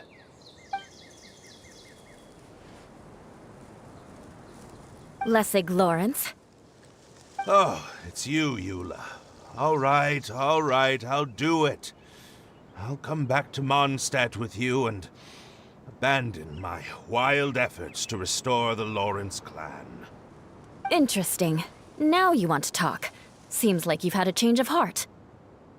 In that case, maybe you'll be able to explain everything in detail for us now. I admit it, yes. I came here in hopes of finding a way to restore the Lawrence clan to its former glory. But it was a long journey, and I didn't always know the way. I passed through Liyue and Sumeru. There was even a time when I lost my wallet and had to live in the wild. But the peculiar thing is, I realized that nobody knew me out there. And not a single person even cared about the Lawrence clan. You and I are like glass pawns that were raised in shackles. We were taught to act like nobles, but outside the walls of our home, the people of Mondstadt despised us. Such pompous, hateful, and stubborn teaching. It all culminated to making us cling to the old aristocratic dogma in an attempt to maintain our pride. It's like a never-ending game of tug-of-war, but it is meaningless. You understand. Or I should say, you have already long understood. But I'm afraid that I have only just realized this. Paimon sorta understands what Lessig is saying. Everything he said is true. Your family is probably unaware that you've already changed how you see things. Yes, this has all happened recently. After coming to this domain, I realized the Mondstadt that I want is one where not everyone fears me. All that I and many other members of the Lawrence clan long for is a place where we can live peacefully with others.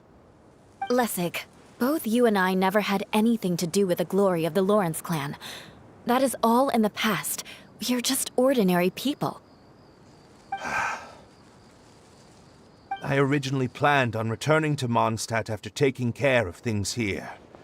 I never thought you would come here. I was completely shocked, which is why I reacted like I did. I'm sorry. See, people can always make different choices, and it seems that Lessig has also chosen to become someone he truly wants to be. Yes, about that. I'm afraid I haven't quite found my own purpose in life yet. That's all right. Being able to clearly choose between becoming who you want to be and who your parents wanted you to be is already a step in the right direction. How to find true happiness is probably one of the most difficult research topics of all. I have a suggestion for you, Lessig. Why don't you return to Mondstadt and tell your parents what you just told us? They'll probably try to tear me limb from limb. But what about you? Did you ever tell your family about what you think? This is something that I've been thinking about, too. Perhaps the two of us can sit down with the rest of the clan and discuss it with them. The Lawrence clan is just like this stage. It was once home to glorious performances, but those days are now long gone. And it is time for the stage to be updated. She's so solid and tough, but also clear and open, like an ice cube. Is that why she's able to dance anytime and anywhere she wishes? Are you all done talking now? Yes, I think so. By the way, that is for you. Please take it. I found it on Lessig earlier. Oh, it's one of the missing components! Wait, so you had it all this time? Why didn't you give it to me earlier? Well, you didn't ask.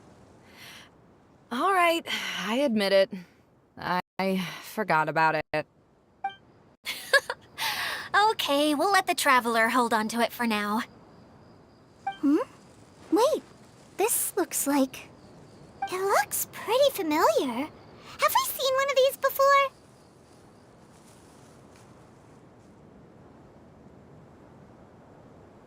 Shh! Now's not the time to brag about being a hero! Ah, right! I also bought a similar box at the last festival. Yes, people often use this kind of box for candy at festivals. This was one of the materials originally used to create the tent. But now that the tent has been repaired, we no longer need it. Eating the candy from the box as an adult will never be as delicious as it was when you were a kid. But if you really think about it, there are way more things you can eat as an adult.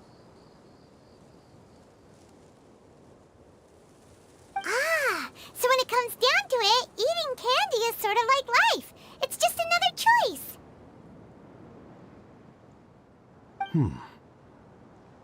So, as of now, we've already collected 3 of the missing components. Only 1 more to go. I'm sorry that repairing the tent took so much of everyone's time. You should all head back and have a rest. I'll lead the way.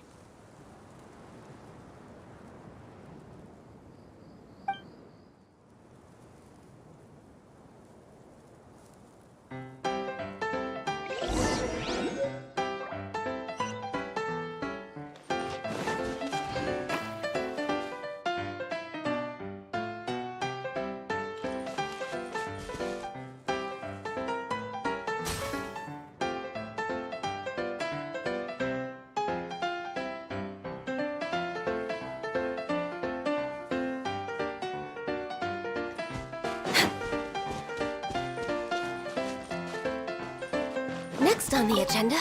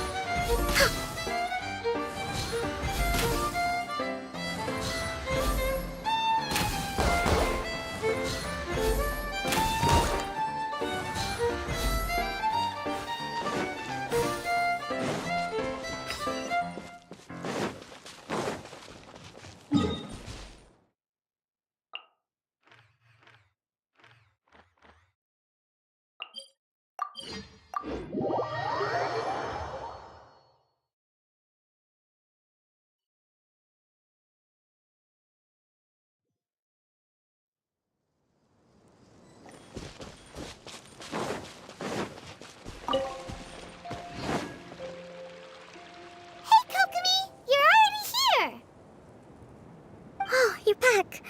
I trust your adventures to the forest went smoothly? Yep, you could say that. How about you? Up to anything today? Well, I suppose it's time I told you that as the Divine Priestess of Watatsumi Island, I shouldn't actually be here now. The truth is that a relic known as the Shinro Casket was lost from Watatsumi Island long ago. But recently, an orb matching the relic's description suddenly began emitting light, almost as if it was guiding people to it. This is what led me to find the relic's whereabouts.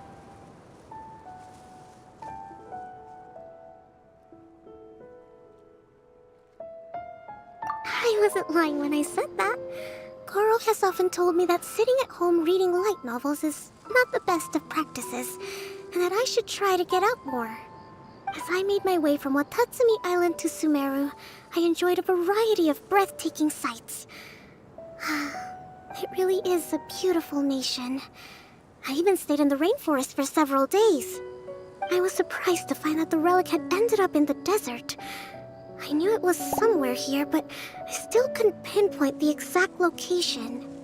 Though I feel that Itia was not intentionally trying to hide anything from us, this domain does have plenty of secrets. I'm sure you've sensed that too.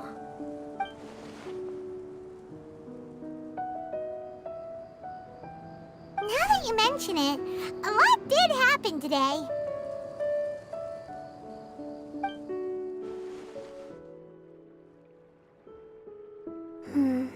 I see.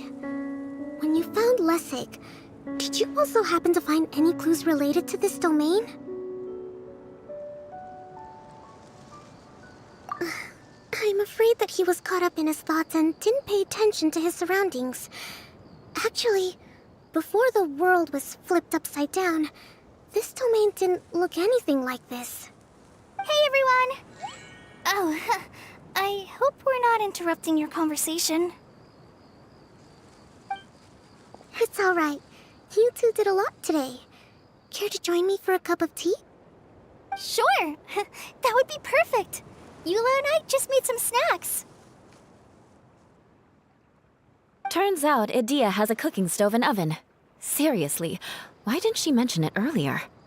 Oh, so did you make us some moon pies? No, I made something called storm crust pie. You should try one, Traveler. And I made some pita pockets. You could try some, Kokomi. It should taste great with tea. Sorry, I should call you General. Oh, I would be happy to try some.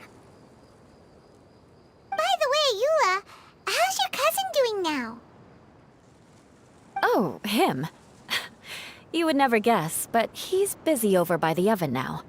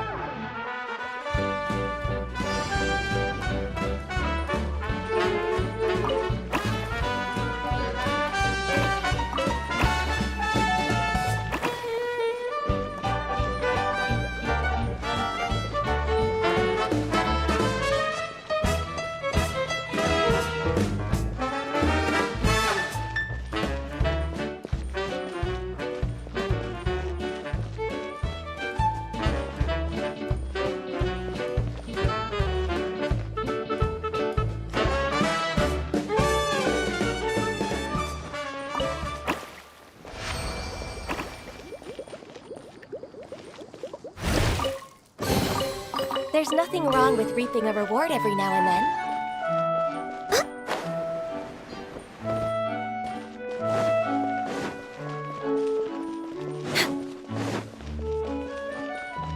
on the agenda?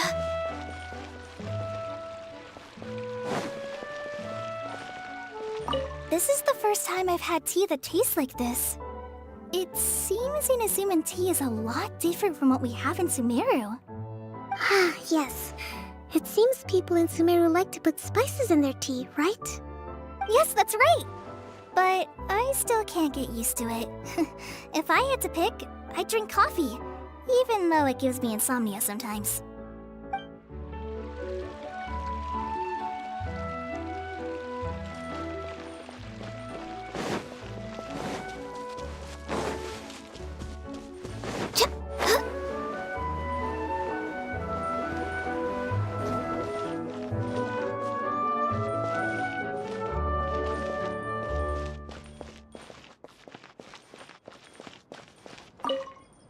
As a descendant of the illustrious Lawrence clan, I learned many skills during my journey.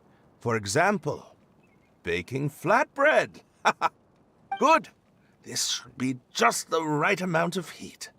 I had no idea you knew how to bake. I thought you'd be the type who'd never get anywhere near the kitchen. Ah, I've been meaning to ask you. Do you have time later? Could you teach me how to make those delectable snacks of yours? Oh? But that might take some time. Besides, we're not here to get to know each other as family. So again, you're worried about our ties within the Lawrence family. Fine. But you said yourself that we're just ordinary people. So why don't we learn from each other like regular cousins would?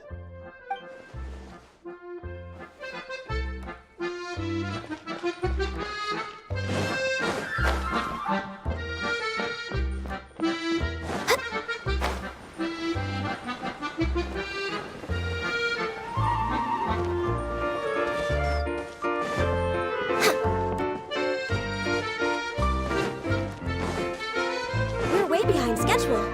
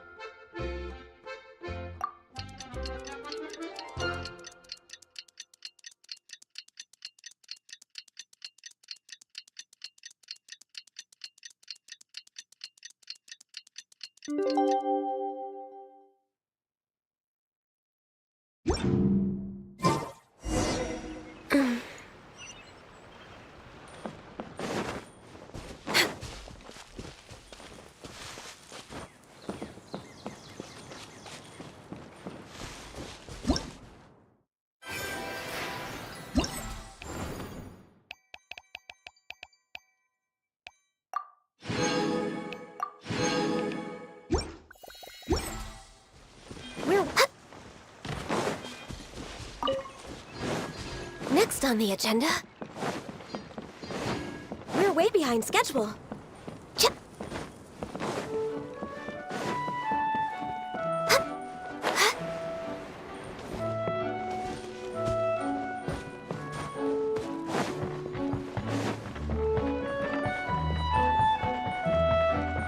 Next on the agenda...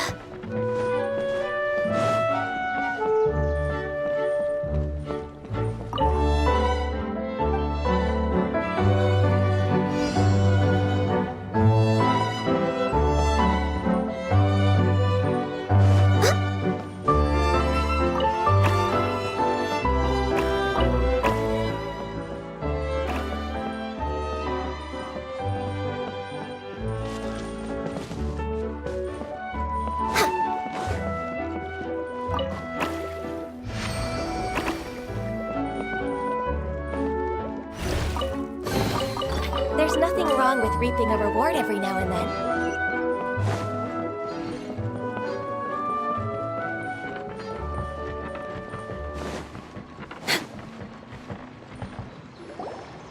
Really? You do that?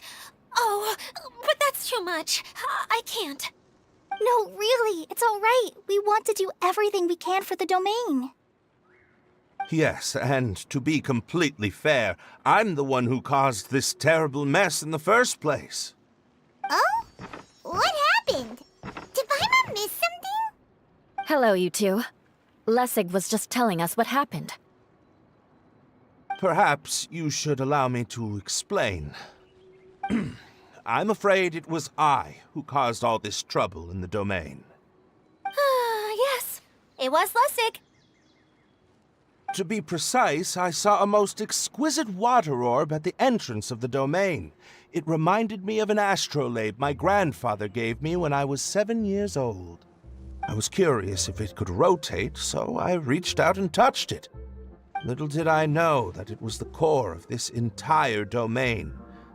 What I mean to say is, I knew something was wrong as soon as the whole place started flipping. It's not just your fault. I failed in my responsibilities as the caretaker here. Oh, I knew I should have put the core somewhere more secure. Oh, you mean the big ball of water at the entrance? Yes, that's the one. Anyway, after giving it some thought, Lessig has offered to perform some more repairs and maintenance to help support the domain. But we were concerned he wouldn't be able to handle it all alone, so Eula and I will also stay here to lend him a hand. But don't be mistaken. I'm not doing this out of the kindness of my heart like Kale. My job is purely to monitor and ensure that Lessig doesn't cause any more trouble here. Oh, sure. I don't think anyone's buying that anymore, Eula. Though I do remember that Amber mentioned we should just nod and agree when you act like this.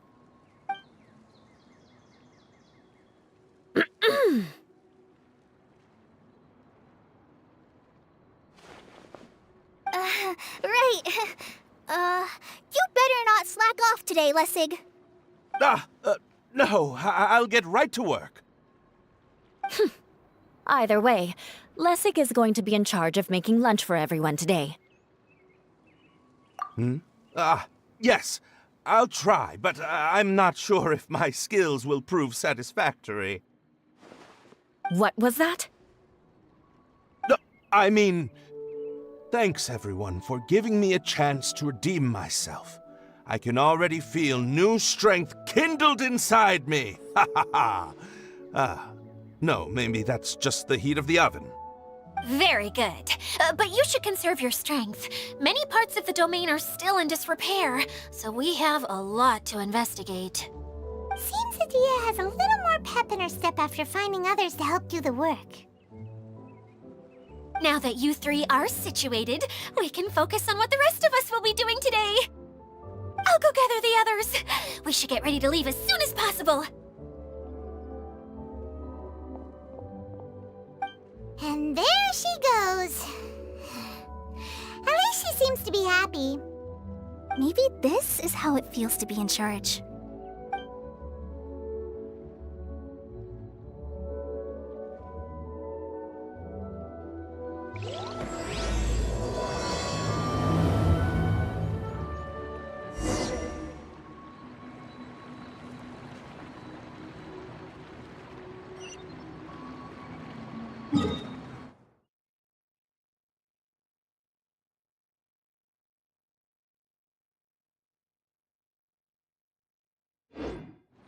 Next on the agenda...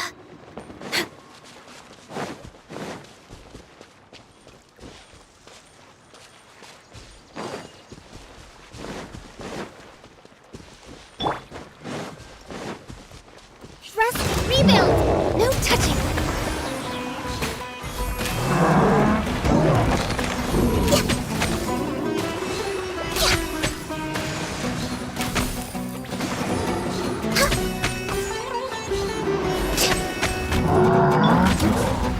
Let's move out. Born of ice and frost.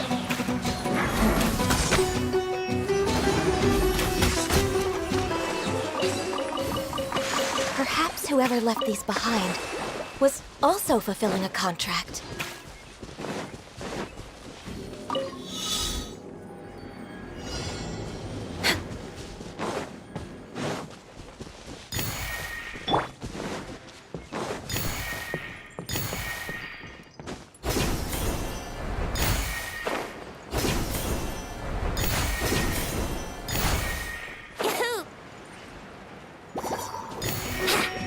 Brace yourselves.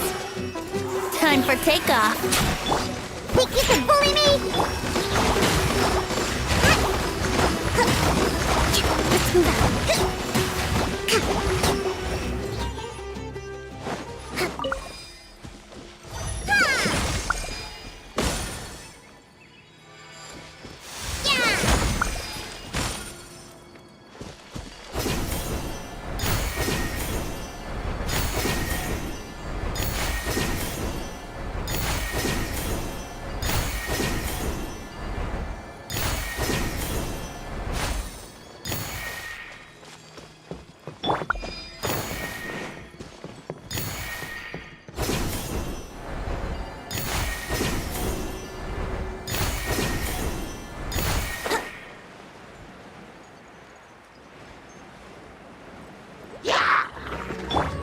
Access denied. Hold the line. Let's play.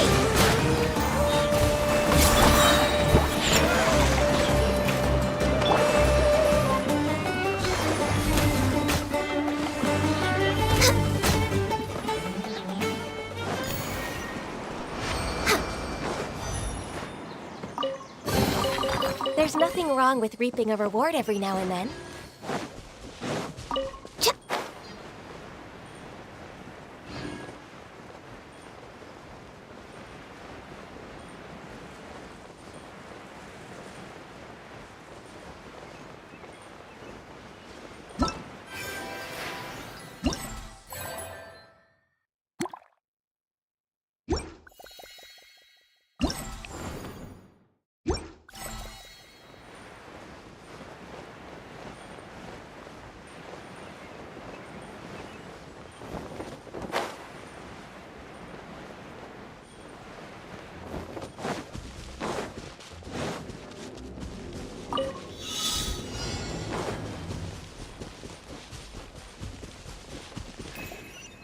We're way behind schedule. Next on the agenda. Huh?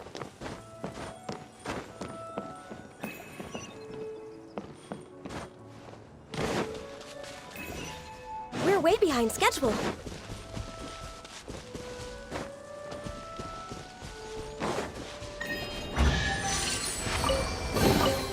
Beautiful treasures are a cause for great happiness.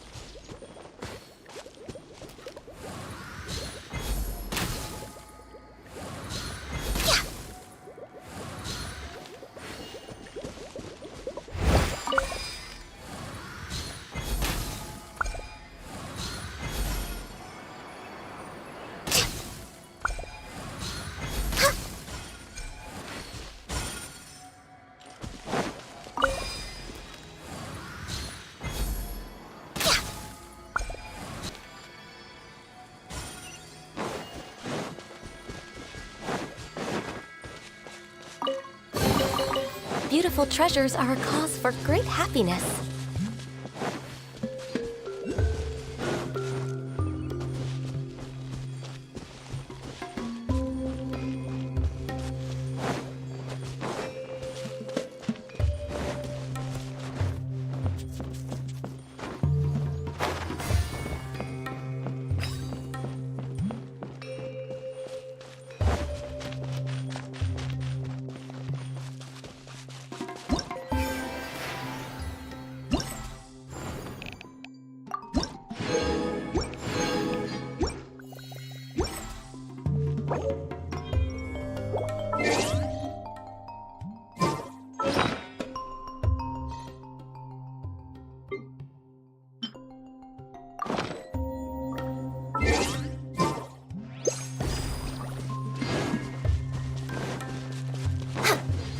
We're way behind schedule.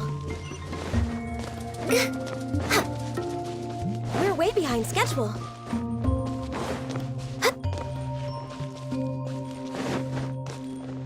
Next on the agenda...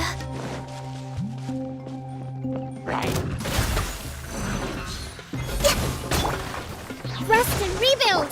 Think you can get away?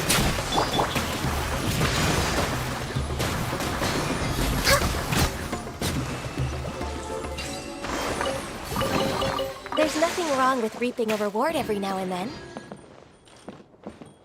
Next on the agenda...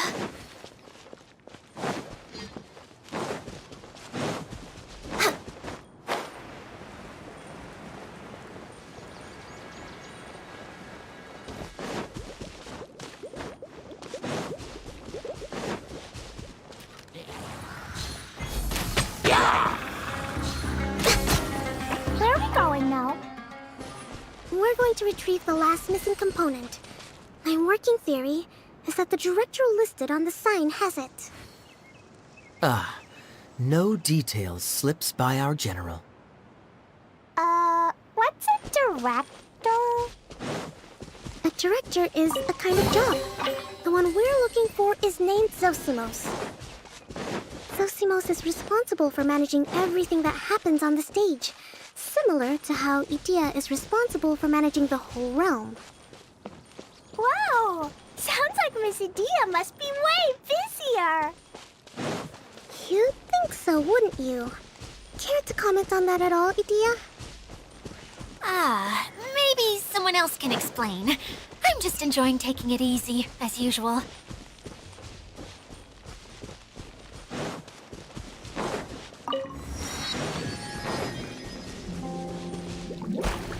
We're way behind schedule.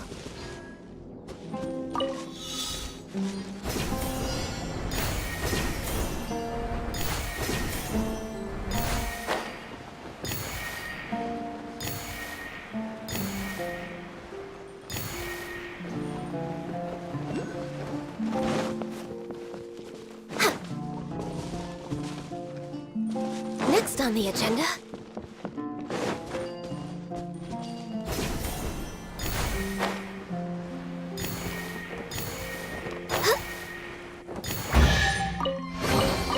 There's nothing wrong with reaping a reward every now and then.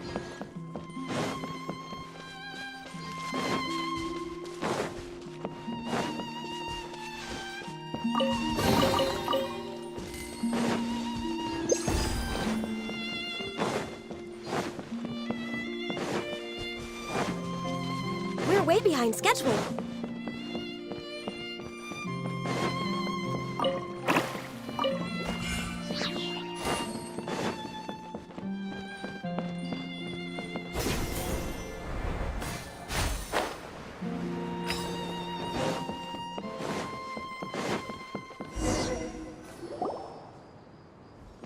The director doesn't get out much. He's almost always cooped up in his treehouse making props or writing scripts.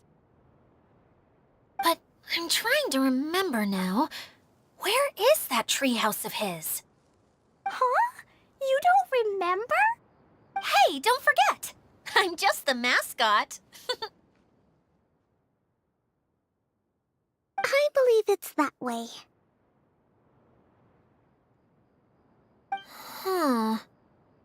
Though he might prefer to be alone, given he often has to move stage props, I suspect that he lives near the theater.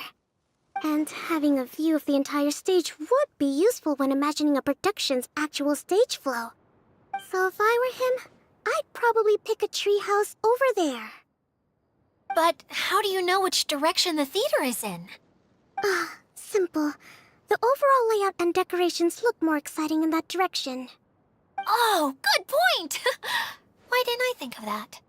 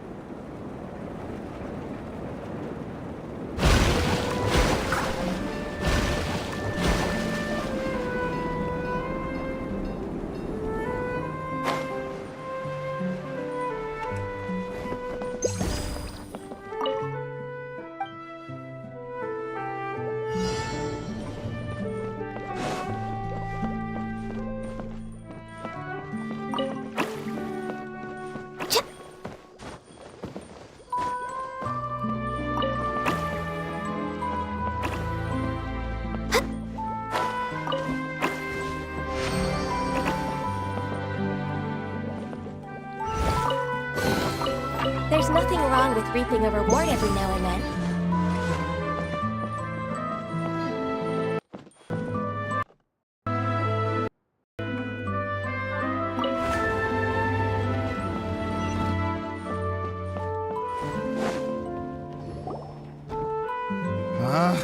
Where did that blasted automation mechanism go? The male actor standees are here, but where are the female ones? Who's that? Idea? Yes, Sosimos! 'Tis I, Idea! How's that for a dramatic entrance? This is a surprise. I was sure you'd be... Curled up in a fetal position, crying to yourself?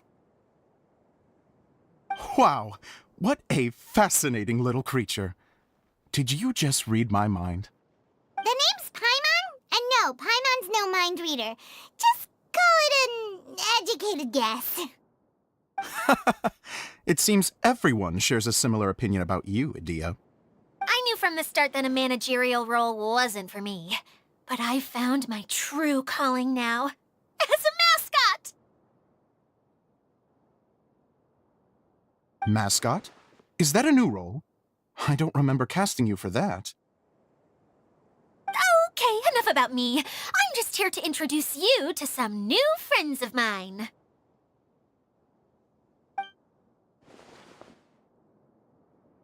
And that's why we came to see you. Well, do you have the component that fell out of the central hub? I do. However, I'm afraid the incident has caused many malfunctions with the stage mechanisms, and I can no longer put on any performances. Okay, so you're holding the component ransom till we help you fix the mechanisms, huh? No, till we fix the stage, surely. I'd have thought he wants us to make some more props, no? Given that some of the standees are missing. Or maybe the component is broken and we need to fix it. You're all forgetting that the majority of his work involves writing scripts. I'll wager that he wants us to edit them.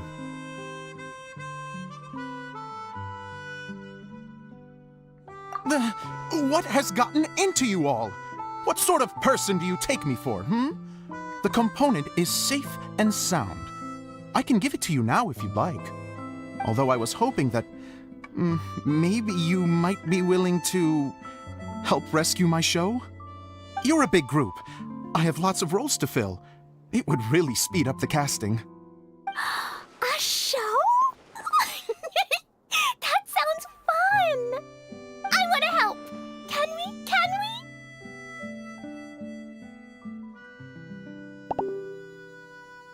Also, truth be told, I've hit a bit of a roadblock in my script and was just thinking about how to move the story forward. And then you all showed up. Suddenly, I got my muse back. I don't know how to explain it, but something about seeing all of you finally helped me figure out how to continue my script. Huh? You mean that story you've been stuck on forever? Are you serious? You really think you can finish it now? Yes, really. Just give me a little time, and I'll write it all up. In the meantime, I'll leave things to you, Idea. Whoa! And he's off to write the script!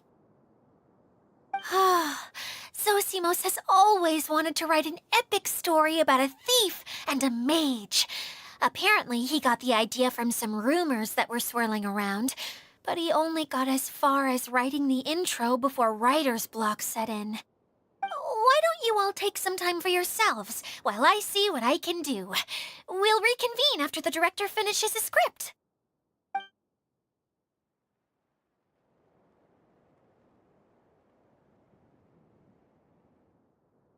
A director, my friends, is a storyteller. And the key ingredient to every good story is inspiration. The moment I laid eyes on General Sangonomiya, inspiration hit me for a brand new character. The heroine was the missing piece of the puzzle. The rest of the story flowed naturally from there, and now it's finished. So please, take a look through your scripts, and we will tell this story together.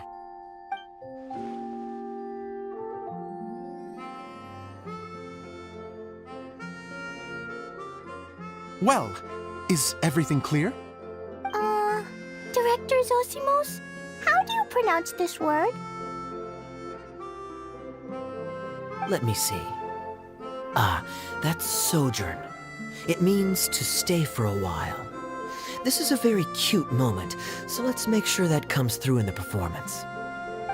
Oh, wait. There's another word I don't know here. It's okay, Klee.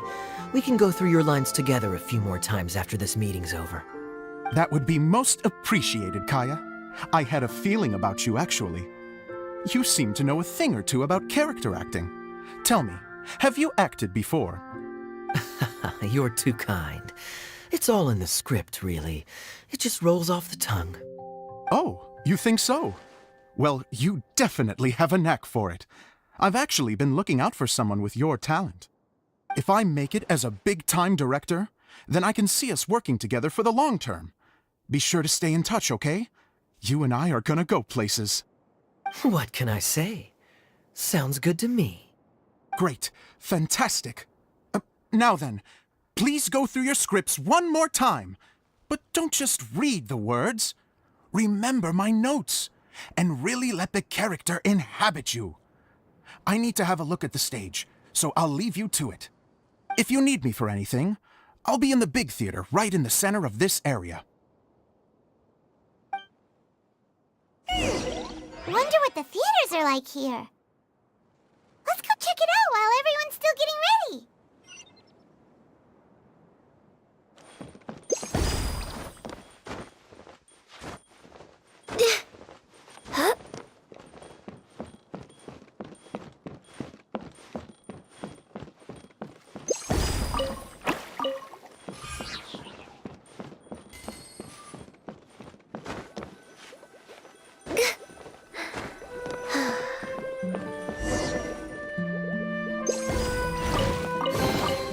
Beautiful treasures are a cause for great happiness.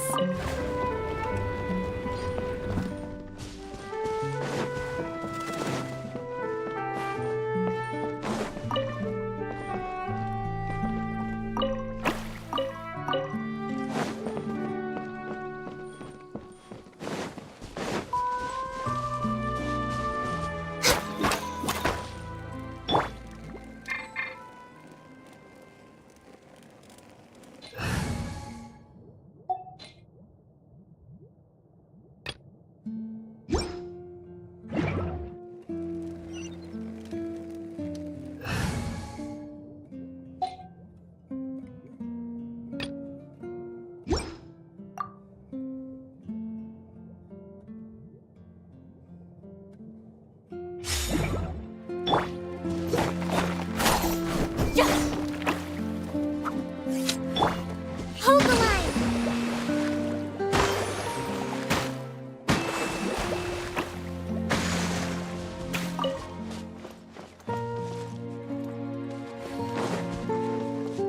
Let's move out.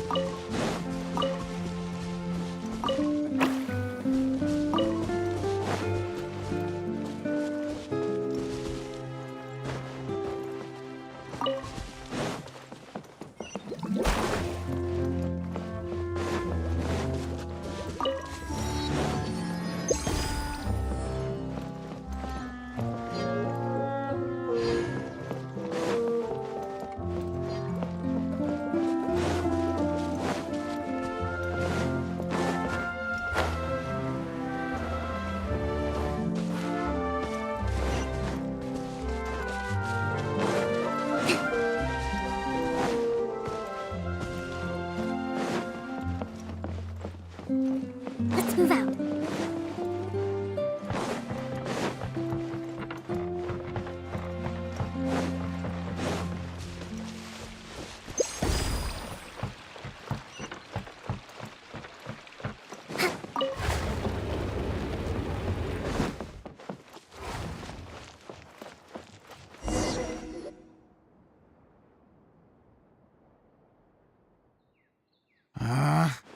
Where did it go?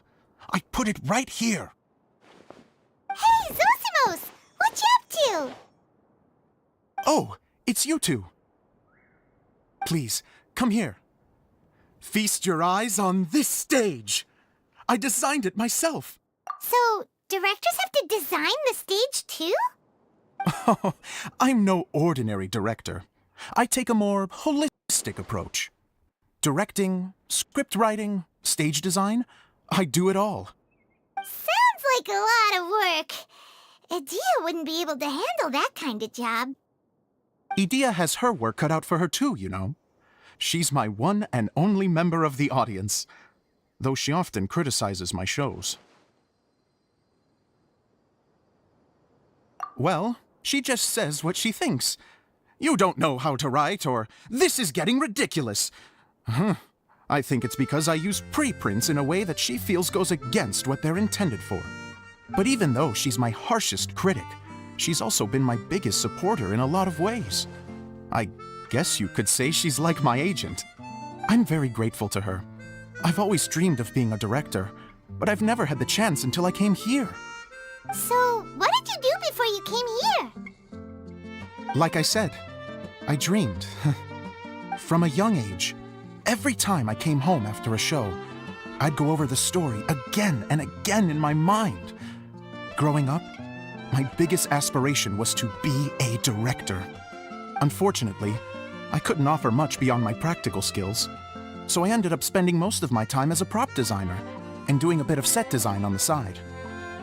Don't get me wrong, I do love building the set, but nothing satisfies me more than putting on my very own show. No wonder you only wrote director on the sign.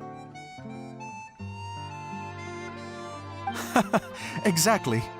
You're not doing a great job of convincing me that you're not a mind reader. By the way, could I ask you for your help with something? I'm having trouble finding the master script, and I'll need it shortly. The one you only just finished writing? You lost it already? Yeah. After I handed everyone their copies, I held on to my master copy while I was checking on everything around the theater.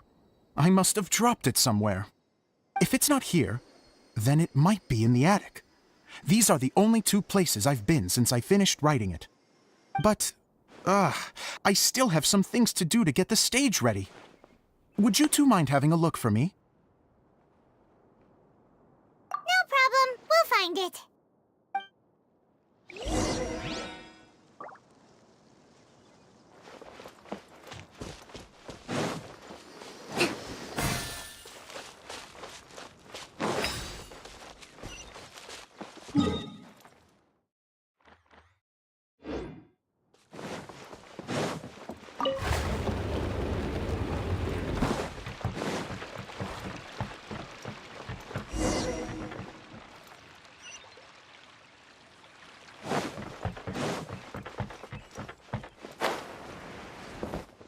Let's move out.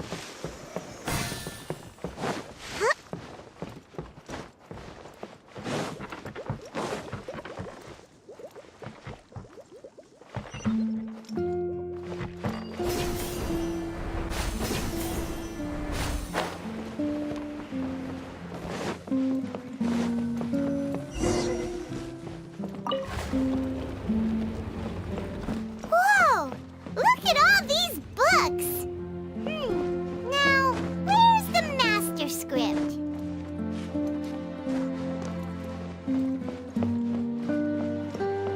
Oh, it sounds like a water droplet is on the second floor. Let's go have a look.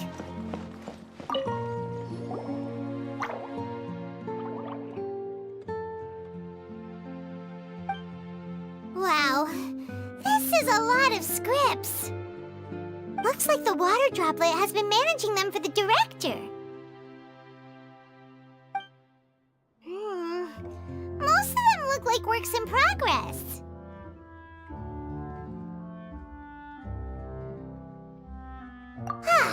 Then it should be the one that's finished.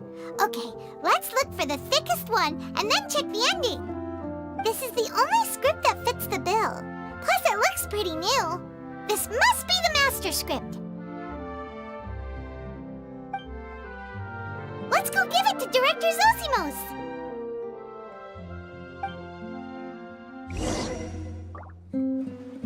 Zosimos, we got your script. Ah, thank you.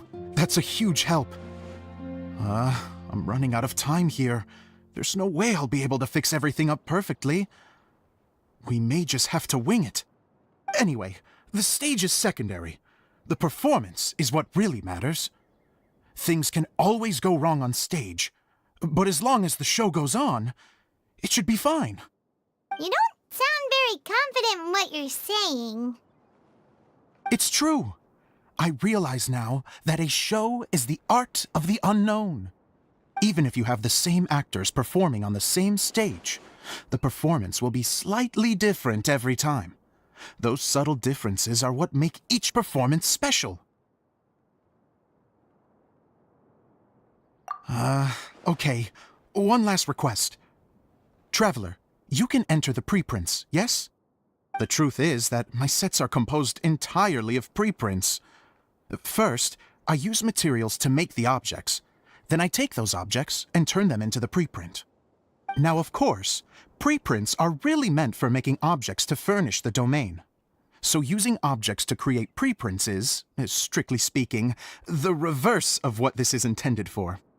But Edea said that if this is what I really want to do, she's not going to stand in my way. Ah, so that's what you meant earlier. Okay, well, what do you need us to do? I'd like the Traveler to go into the preprint set and help move props around during the performance.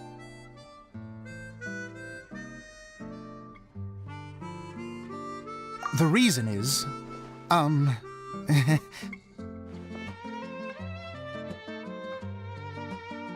Oh, Paimon gets it now. If you're busy directing, moving the props, and operating all the mechanisms, you never get the chance to watch the show. Yes, I know that I'm no master playwright, but still.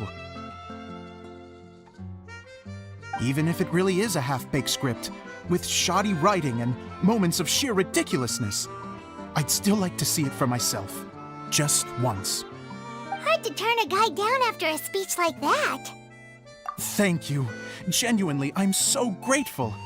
I'll go and inform the others. Then, as soon as you're ready, the show can begin.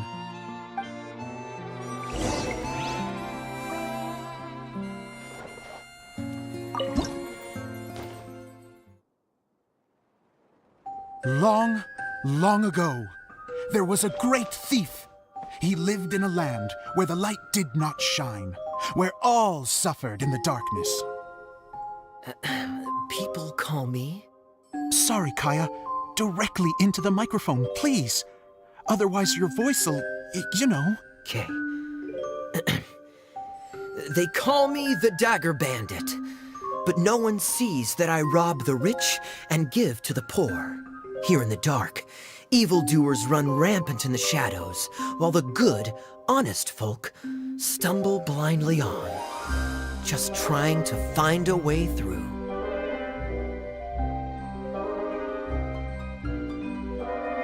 As the bandit brooded, suddenly the world was inexplicably changed as a single star appeared on the horizon and flew across the sky. Traveler, stomp on that movement mechanism in front of you.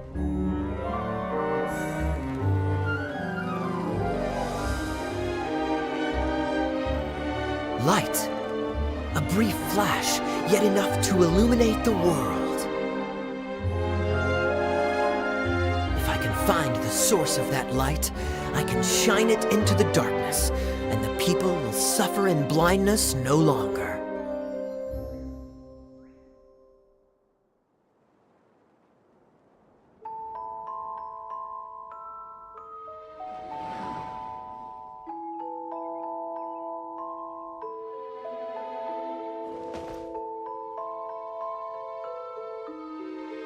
Without a moment to spare, he set off to follow the star's course. All the while, the star kept moving through the sky.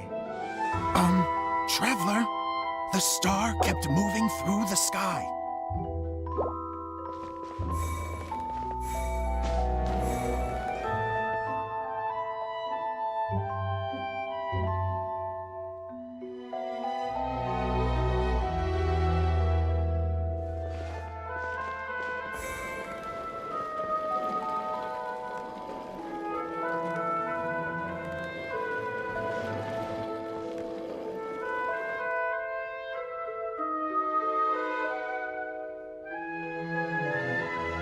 Looks like I have to go through the desert.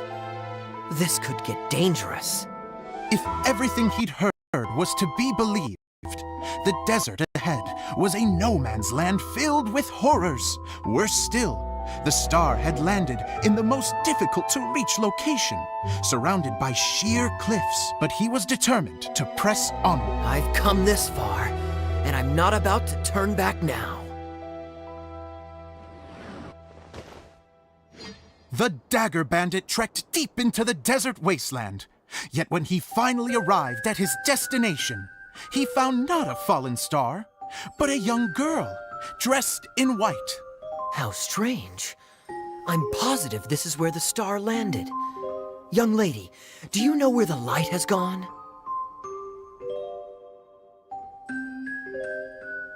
The girl replied, Traveler from afar, the light you seek is only a bottled flame. But the flame has now died, and its light is long gone. A bottled flame? Yes, it was a gift from another. And so, the girl began to tell the story of how the bottle came into her possession. The girl hailed from a kingdom that sat atop the waterfalls. But when the reigning dynasty fell and a new one seized power, she and her people fled for their lives. A thick fog began to fill the air as she made her way through the forest, and dense thickets tried to block her path. There is a mechanism down there that you can press to retract the thicket board below the stage.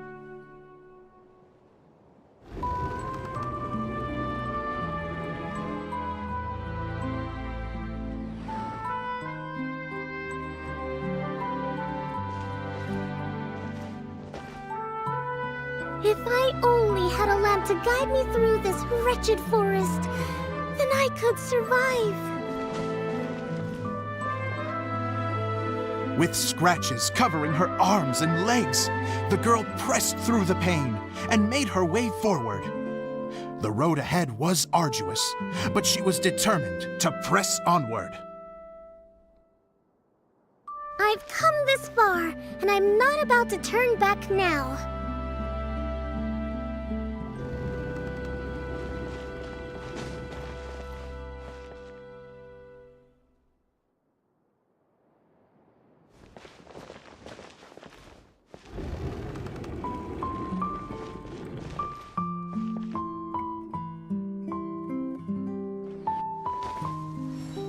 But just as she was drawing near her destination, a huge stretch of thorns and brambles suddenly came into view.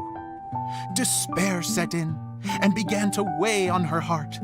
If only someone could help me, I would give anything in return. The girl's heartfelt wish in her moment of desperation did not go unheard. Wait! There's no mechanism for the final thicket! Ugh, I must have forgotten to check those boards. According to the story, those thickets should be gone from the stage now, right? Yes, total oversight on my part. Ugh, what a pain. I can help! Traveler, catch!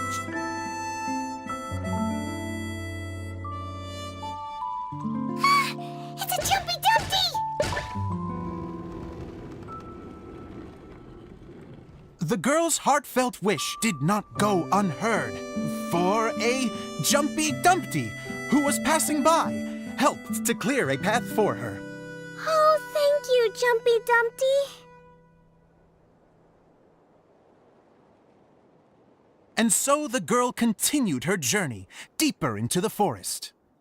But what she found there was not a lamp, but a mage glowing with fire. So, just to clarify, it was supposed to be the mage who helped burn a path through the thicket. Save it for the end, man! The mage took pity on the girl and handed her a bottle. Then, the mage began to tell the story of how the bottle came into her possession. The fiery mage had an adventurous spirit and enjoyed taking long journeys. On one such journey, while taking rest in an oasis, she found a beautiful bottle by a crescent-shaped lake. Klee, quick, get in the light. She was an extraordinary mage with the power to grant people their wishes.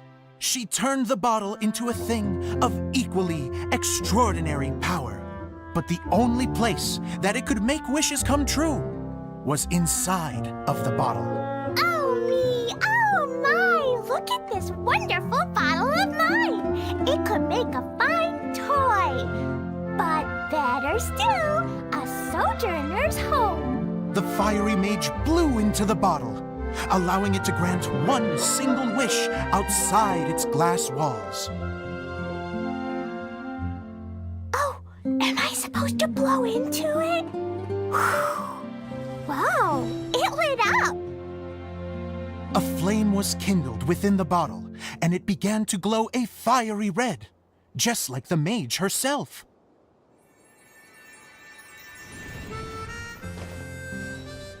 After the mage finished telling her story, she disappeared, leaving only the bottle behind.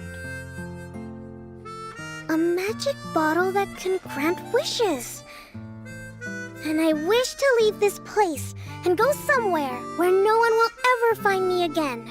And then, the bottle seemed to softly inquire.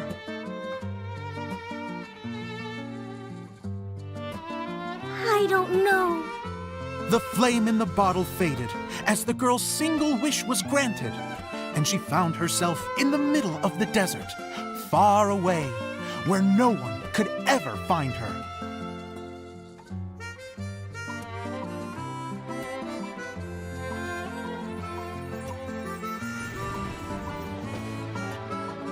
When the Dagger Bandit listened to her story, he sighed in disappointment that the flame with the power to grant wishes outside of the bottle had already died. But this doesn't make sense. If it truly granted my wish, then nobody should have been able to find me here. Maybe they shouldn't. The desert is difficult and dangerous to navigate, but I was determined to make it, no matter what. Then take this bottle with you for your trouble. It may be able to grant you your wish, though sadly, only within the confines of the bottle itself. All I wish for is light. Honoring the bandit's request, the girl wished for light inside the bottle, and sure enough, it lit up. They found that while the light was only generated within, it could nonetheless shine through the glass and reach anywhere in the outside world. Even though it doesn't burn as brilliantly as the light that shone before, this is still an extraordinary light. What will you do after I take the bottle? I don't know. Well, then maybe you should come back with me. With no reason to refuse, the girl accompanied the Dagger Bandit back to the land where the light did not shine. They brought light to that place, and the darkness was dispersed, and they lived happily ever after.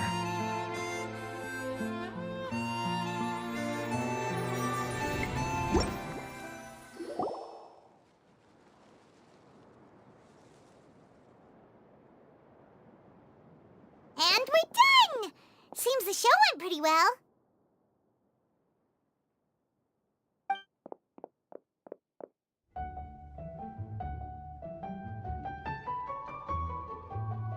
Mr. Honorary Knight! Didn't I do great? I felt like I really was the fiery mage! Wow, great costume, Klee! As soon as Paimon saw your shadow, she thought straight away, what a cute hat! Klee loves it! Thanks, Mr. Zosimos! Oh, wait, no, I mean, Mr. Director. Mr. Director? Ha! No one's ever called me that before. Thank you, my dear little mage. Thank you so much. Oh, I'm so happy. Miss Dia said that she tailored it a little bit so it would fit me, but you were the one who designed and made it. You're amazing. Yeah, that's amazing! And it sounds like Adia did a great job too! It was nothing really. Just one of those, oh no, whatever shall I wear to the ball moments. Sewing comes in handy at times like that. Sewing is an art in its own right. You're more talented than you give yourself credit for, Adia. Really? Oh, I'm just gonna go for a second. Please, chat amongst yourselves. She gets embarrassed so easily. She really can't handle being in the spotlight. Idia's a sensitive person and doesn't have a whole lot of self-confidence. I hope all the excitement hasn't brought her to tears. Oh, I'm a little worried. Don't worry. I'll go make sure she's okay.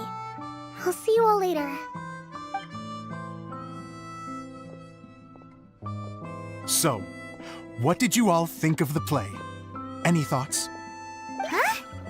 Uh-oh. Time to get serious. Now, are you sure you want to hear what we really think? Oh, absolutely. I had the courage to ask, didn't I? So, don't mince your words. Go. Okay, Paimon will go first. So, the dialogue at the beginning was pretty good, but it ran out of steam as the story went on. Paimon could tell that you ran out of inspiration somewhere along the way. The characters were honestly a little bit ridiculous. Paimon didn't get what you were trying to do. The moment anyone started to show any kind of substance, suddenly the scene was over. Yes, all very good points, Paimon. I would add that in its attempt to pay tribute to the series 1,000 Nights, all semblance of a coherent was sacrificed. Plus, I do have to penalize you for the issues with the props. Miss Dia, what are you doing back here? Oh, you know, I return like the tide when people start discussing something important. Huh. Especially when it has to do with criticizing my show. Mm-hmm. But there was one thing I liked about it. Just one, mind you. The story had a good ending. You think so? I thought I was letting him off lightly. Idia, could I borrow you for a moment? Oh, sure. Excuse me for a moment. Back to you, Paimon. Keep up the good criticism. Okay, in that case, Paimon did have one other complaint. Let's hear it. Taking criticism on the chin is all part of being a director. The ending was all wrong. The girl's motives were clear and simple the whole way through. It was kinda jarring when all she had to say was, I don't know. And doesn't anyone else find it weird how her whole community was on the run, but she was only looking out for herself the whole time? I'm fine. I'm not going to improve without feedback. I also learned a lot this time with the chance to be off stage. To be honest, it was a dream come true. What a great attitude. You don't seem upset at all by our comments. I wouldn't say I'm completely unaffected, but you're only speaking the truth. They're all very valid points. Still, now that Paimon thinks about it, you did finish the script in a bit of a rush. Maybe we were being a little too hard on you.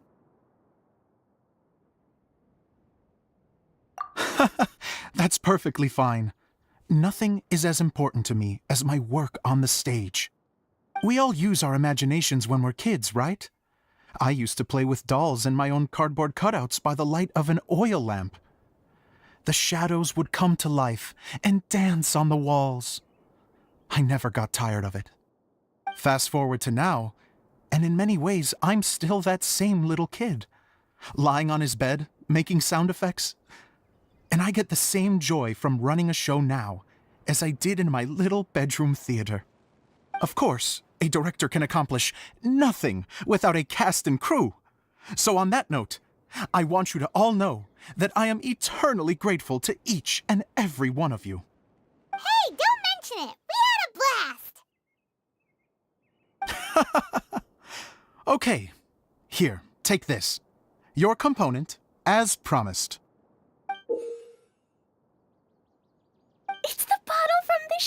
too! The one that lit up when I blew into it. That's right. Can you guess the secret behind why it lights up? Oh, maybe there's an invisible fairy inside that opens its eyes when you blow into it. Bingo! You guessed it. That should do the trick. Oh, wait, this needs tightening up a little. Hold on, this will only take a second.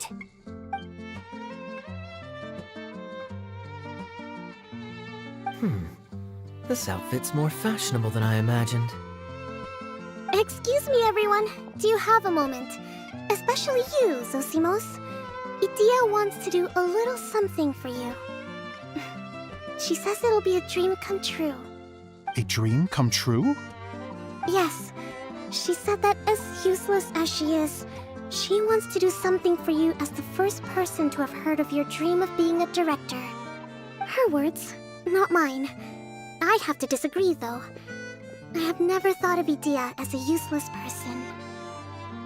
How is this suddenly about me? If everybody is ready, then I'd like to invite tonight's male lead to take the stage. Ta-da!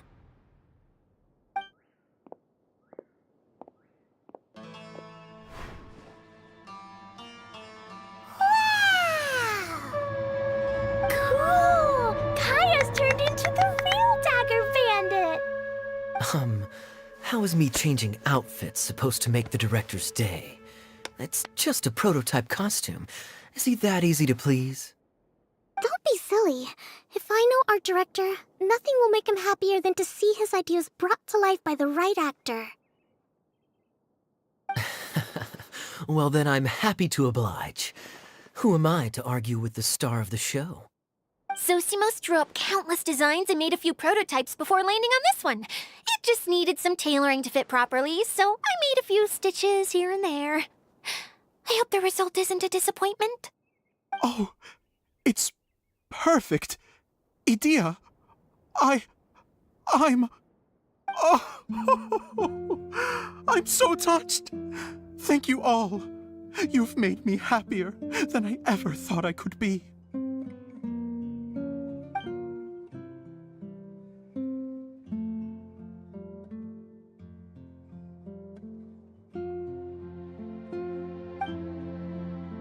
How are you doing? Recovered? Oh, I'm good. Thank you again, Idia. Oh, please, don't mention it. Well, now that we have the final component, it's time to say goodbye for now.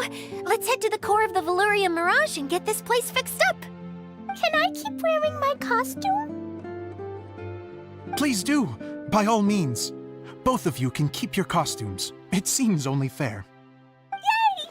Kaia, keep wearing yours too. It looks amazing.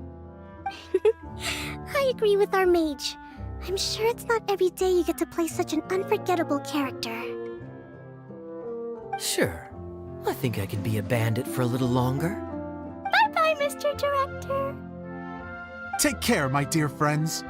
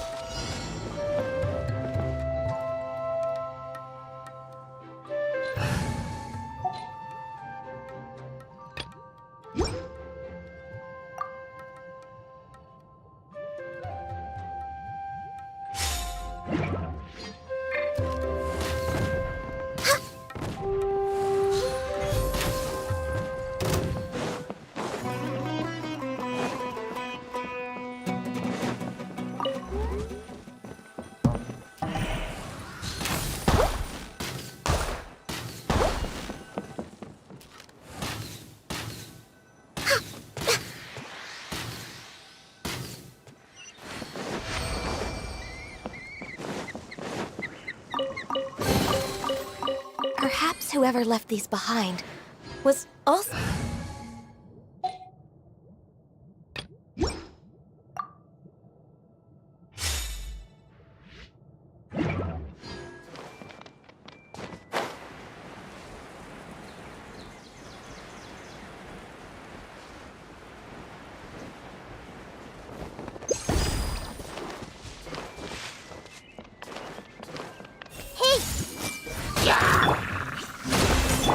This way!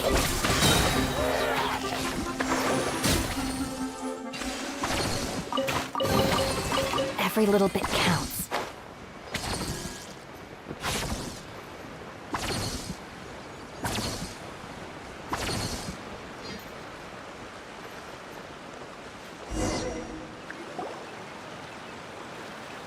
Oh, Eula and Kale! You got back before us! Yes. Idea had the water droplet send us a message just as the show was coming to an end, so we came back here to wait for you. How is Lessig doing? He finished all the maintenance work, but it took a lot out of him. He's now fast asleep in his room. Oh, I feel a little guilty. Consider it his atonement. It's only fair that he had to do something constructive before being able to sleep soundly. Seriously, don't waste your concern on him. If you say so. Okay, without further ado, let's go and fix the domain! Isn't this where we first met Water Droplet? Correct! The core of the Valerian Mirage is the largest streaming projector of all, and this domain is one gigantic preprint. Whoa, so everything we've seen is created by this? That's incredible. So, to fix it, same process as usual, right? Do we need to use the preprint? Exactly! Well done! You catch on quick. It's hard to forget after doing it so many times now. Let's get going. This is the final step! Yay! Suddenly Paimon's really excited. The hub consists of these components. All you need to do is place them onto the foundation in the right shape. The right shape? But we've never seen what it looks like. Oh, don't worry about it. Close enough will do. As long as it can spin, it'll be fine. Should be fine. I think. Sometimes you have no standards whatsoever. I guess it'll be time for us to leave once this is fixed.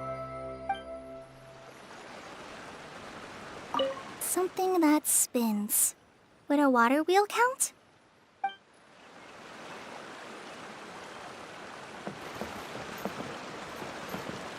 What's making that shadow?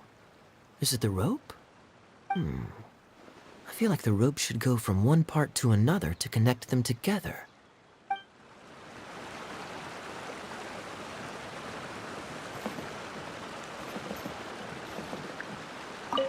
It's like doing a jigsaw puzzle.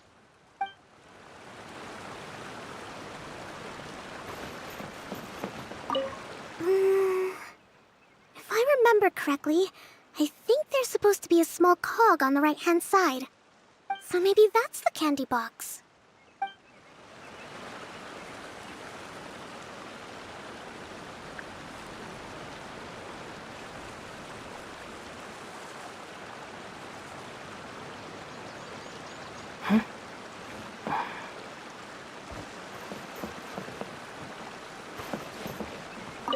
Wait, this is Zosimos' bottle lamp. Try sticking it in somewhere where there's a gap. And maybe on the right.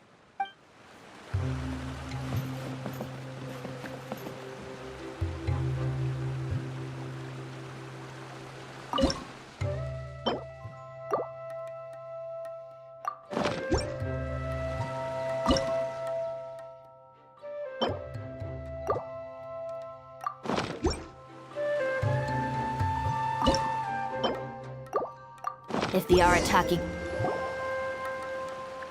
We did it! But why isn't it turning?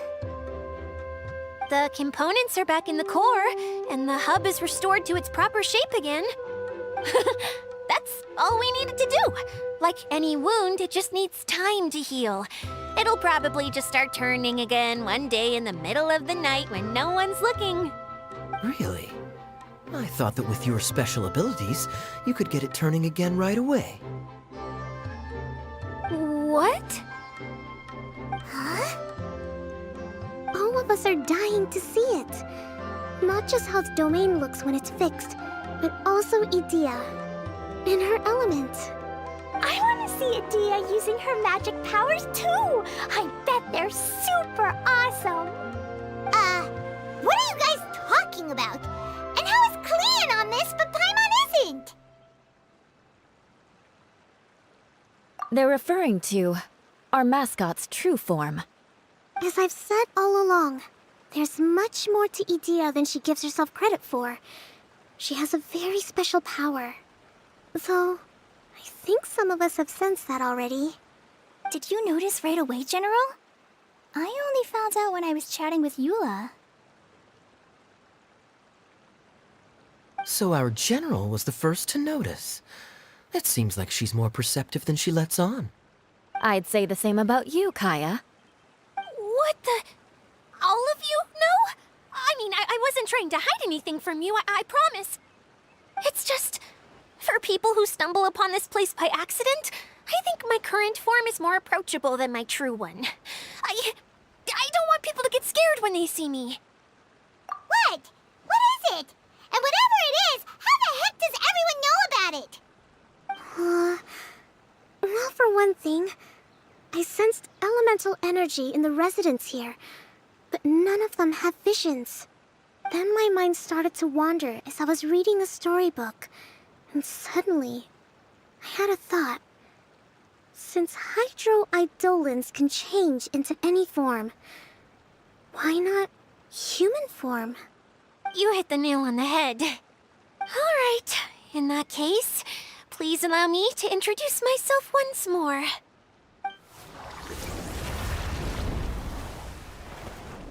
I am an Oceanid who was exiled here when the former Hydro Archon passed away. My name is Edea.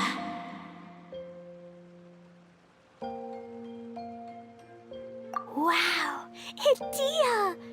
You're so pretty! Now that I'm in my true form, I suddenly feel a little embarrassed talking to you all. You look stunning. You should be flaunting this look at every opportunity. Oh, come on. I'm too shy. Wait, so does this mean that all the people we met in here are actually...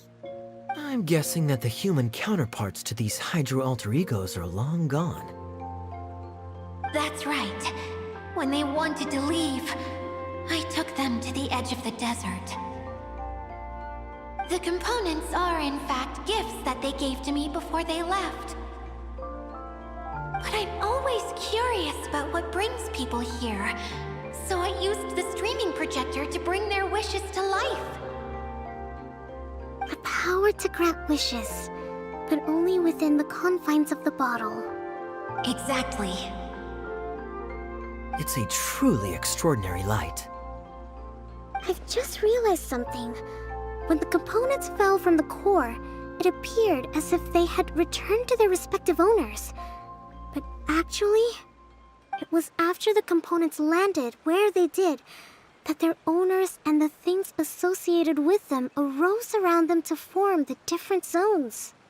So now that the components have been retrieved, does that mean that all those things are gone? Don't worry, they'll be quite safe. As long as I remember them, they'll never disappear. However much we might criticize each other or get into scuffles, in this mirage, they will always be my friends. I had so much fun in the choo-choo cart and hanging out with Mr. Director. I'll never forget them either. Me neither. I'll always remember my adventures in this fantasy land. Very good. But it's probably time I set this wheel in motion. This one's all yours, Edea, our magical mascot. Please work!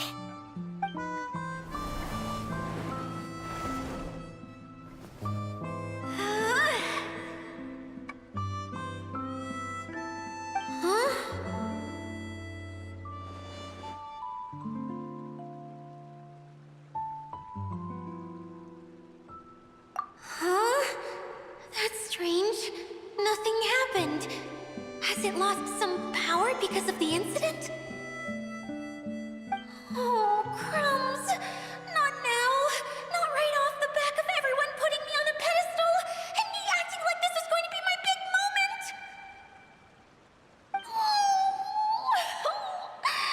Someone get me a bottle. I'm hiding myself away. See you in 100 years. You're already in a bottle. What now? This was the only way. Now I'll never be able to show you how the Valurian Mirage is supposed to look. Hold on. I have an idea. Yes, General Sangonomiya? I'm all ears. If it's okay with you, would you let me borrow the Shinro casket from the domain's core? Ah, the Shinro casket. That sounds familiar. 1 second. Here. Is this it? Wow! A huge shell!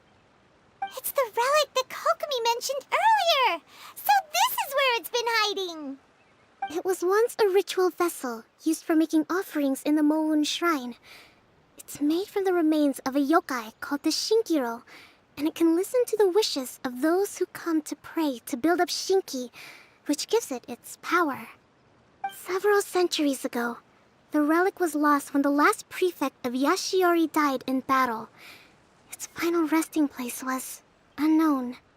The pearl that goes with it should be able to sense the casket's location. But when, unbeknownst to anyone at the time, the casket disappeared inside the core of the Valurian Mirage, the pearl's light died out. Huh? How come? Well, imagine it was a sound instead of light. If the room is too big, you can't hear anything from outside the door, can you? Oh, I get it now. The shell must have been having too much fun one day and got locked in the solitary confinement room. I understand now, too. The core has been wearing out recently. That's why you were able to follow the pearl all the way here. To get back to the story, without the offerings at the shrine, this vessel quickly loses its power. Yet countless people who have visited this domain brought their wishes with them and left a small piece of themselves behind along with their gifts. These have the same effect as the offerings at the shrine. Wow! I never knew this thing was so powerful. It is. Powerful enough to help you repair the Valurian Mirage with any luck. But what do I do with it? It's simple. We just need to awaken it by telling it what we wish for. For example, my name is Sangonomiya Kokomi, the divine priestess of Watatsumi Island. And my wish is to use my critical thinking and strategic planning skills to bring a little more joy into the lives of my fellow Watatsumi Islanders, as well as the lives of everyone I cherish. Itia, what do you wish for? Me? My wish is that all those who have sojourned to the Valurian Mirage in the past will achieve what they truly wish for. Not just in this domain, but out there, too. Even though I know full well that trying to build a railway in the outside world is just a pipe dream, and that Maimuna will probably just go back to being a scholar. And I know that Zosimos has a lot of improving to do as a playwright. It's going to be tough for him back in Fontaine. Chasing your dreams is hard work. Despite all of that, I still hope that somehow, someday, they will achieve their dreams.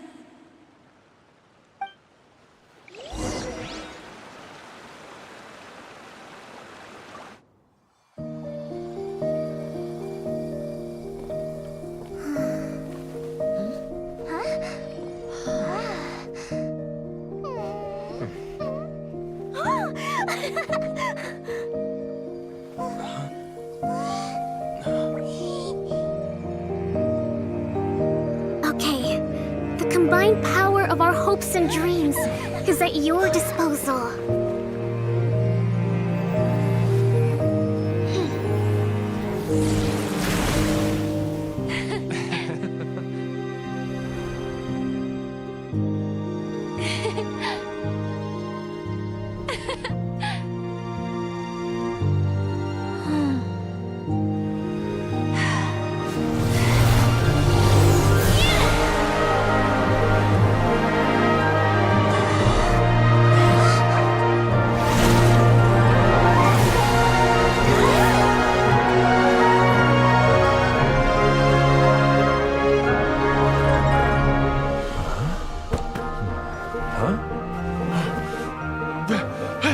Look!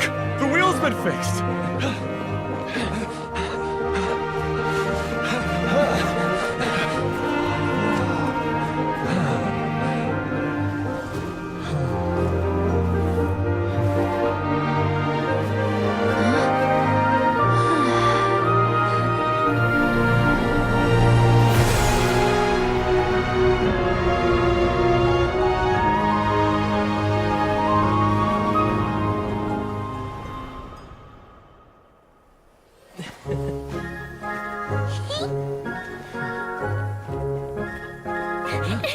Come on, hurry!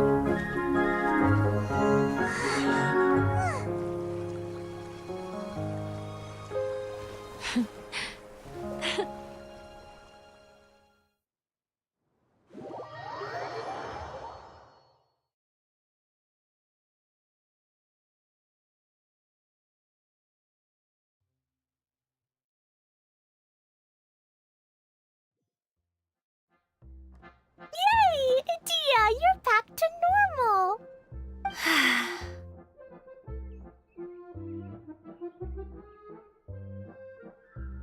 Everyone's praise and curious questions went to my head.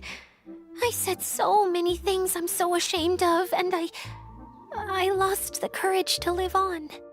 Please don't say that. Yours was a noble wish. Yeah, and you weren't granting wishes for yourself. You did it for other people. I have friends like that too. Other people's hopes and dreams are what motivate them. They'll work tirelessly just to see them smile. If you ask me, that's one of the most noble things a person can aspire to. Please, no more praise. I'm really not comfortable with it. It makes me feel so ashamed. Someone like me doesn't deserve so many people's praise. It's like I'm dreaming. Well, at least the domain is fixed now, and all the components are back in place. What's the matter, Klee? I suddenly have loads and loads of more wishes. I want to ride the choo-choo cart again and look down from up on top of the big wheel. Is there a way to get up on top of the wheel, Adia? There is a way, but there's only space for a very few people. That's okay. I can go up by myself. But it'd be more fun with Mr. Honorary Knight. Are we sure about this? It's so high. What happens if we fall off? Well, yeah, but Paimon's just worried for you. Don't worry, I'll be there to make sure no one falls off. I haven't been up there in a long time myself.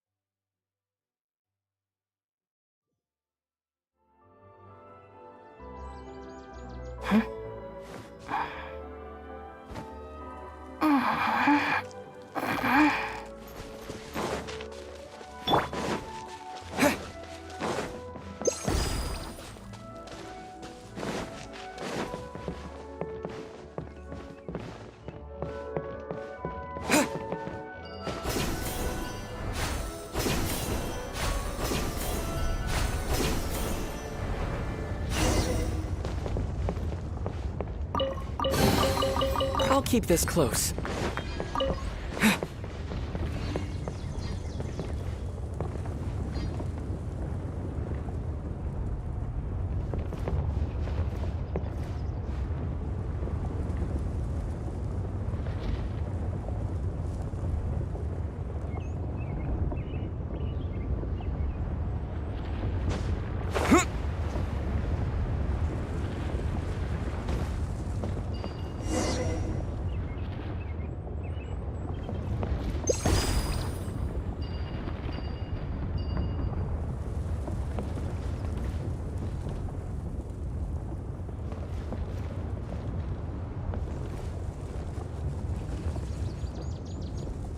Wow! So high! I can see everything! Idia, next time you need to bring Kaya and the others up here. Sure thing.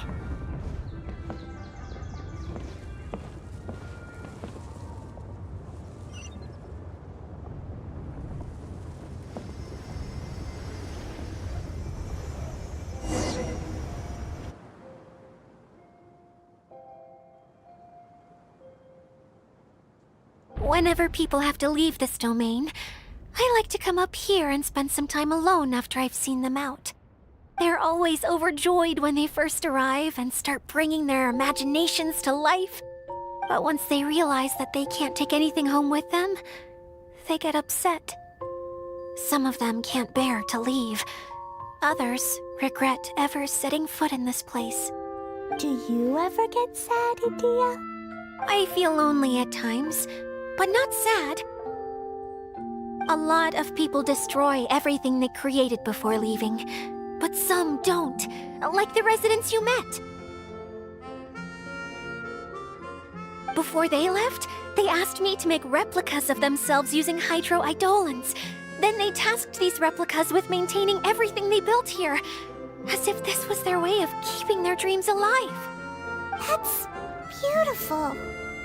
Yeah, I don't know how they're faring in the outside world, but just the thought that one day they might achieve their dreams and live on the outside just as their counterparts do in here, that's enough to make me happy. It feels like I'm here waiting for them in the future, where they've achieved everything they wanted.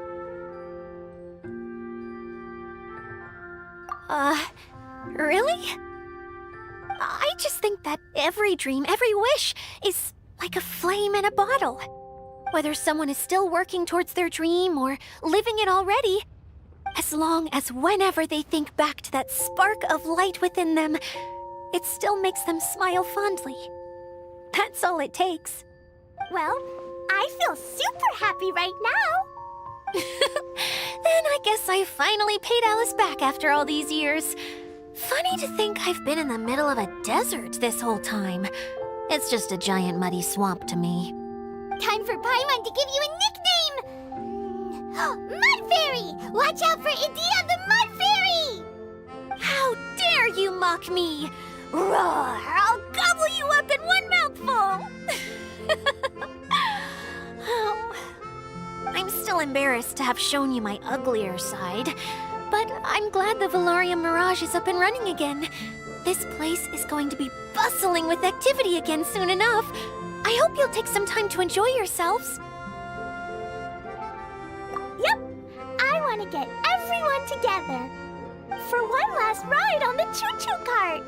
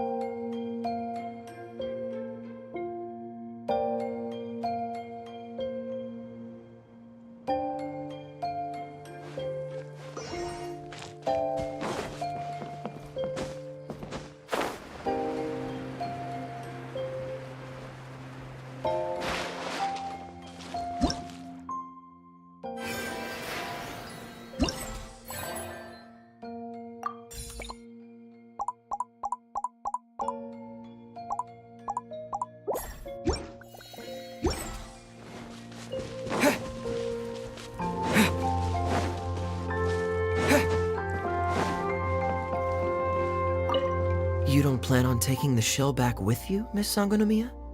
No. I think it's better if it stays here, with Idia. Watatsumi Island has something new to treasure now. And slowly but surely, people are seeing progress in pursuing their aspirations. It'll be of more use here, where it can protect this puddle domain and the dreams of all who journey through here.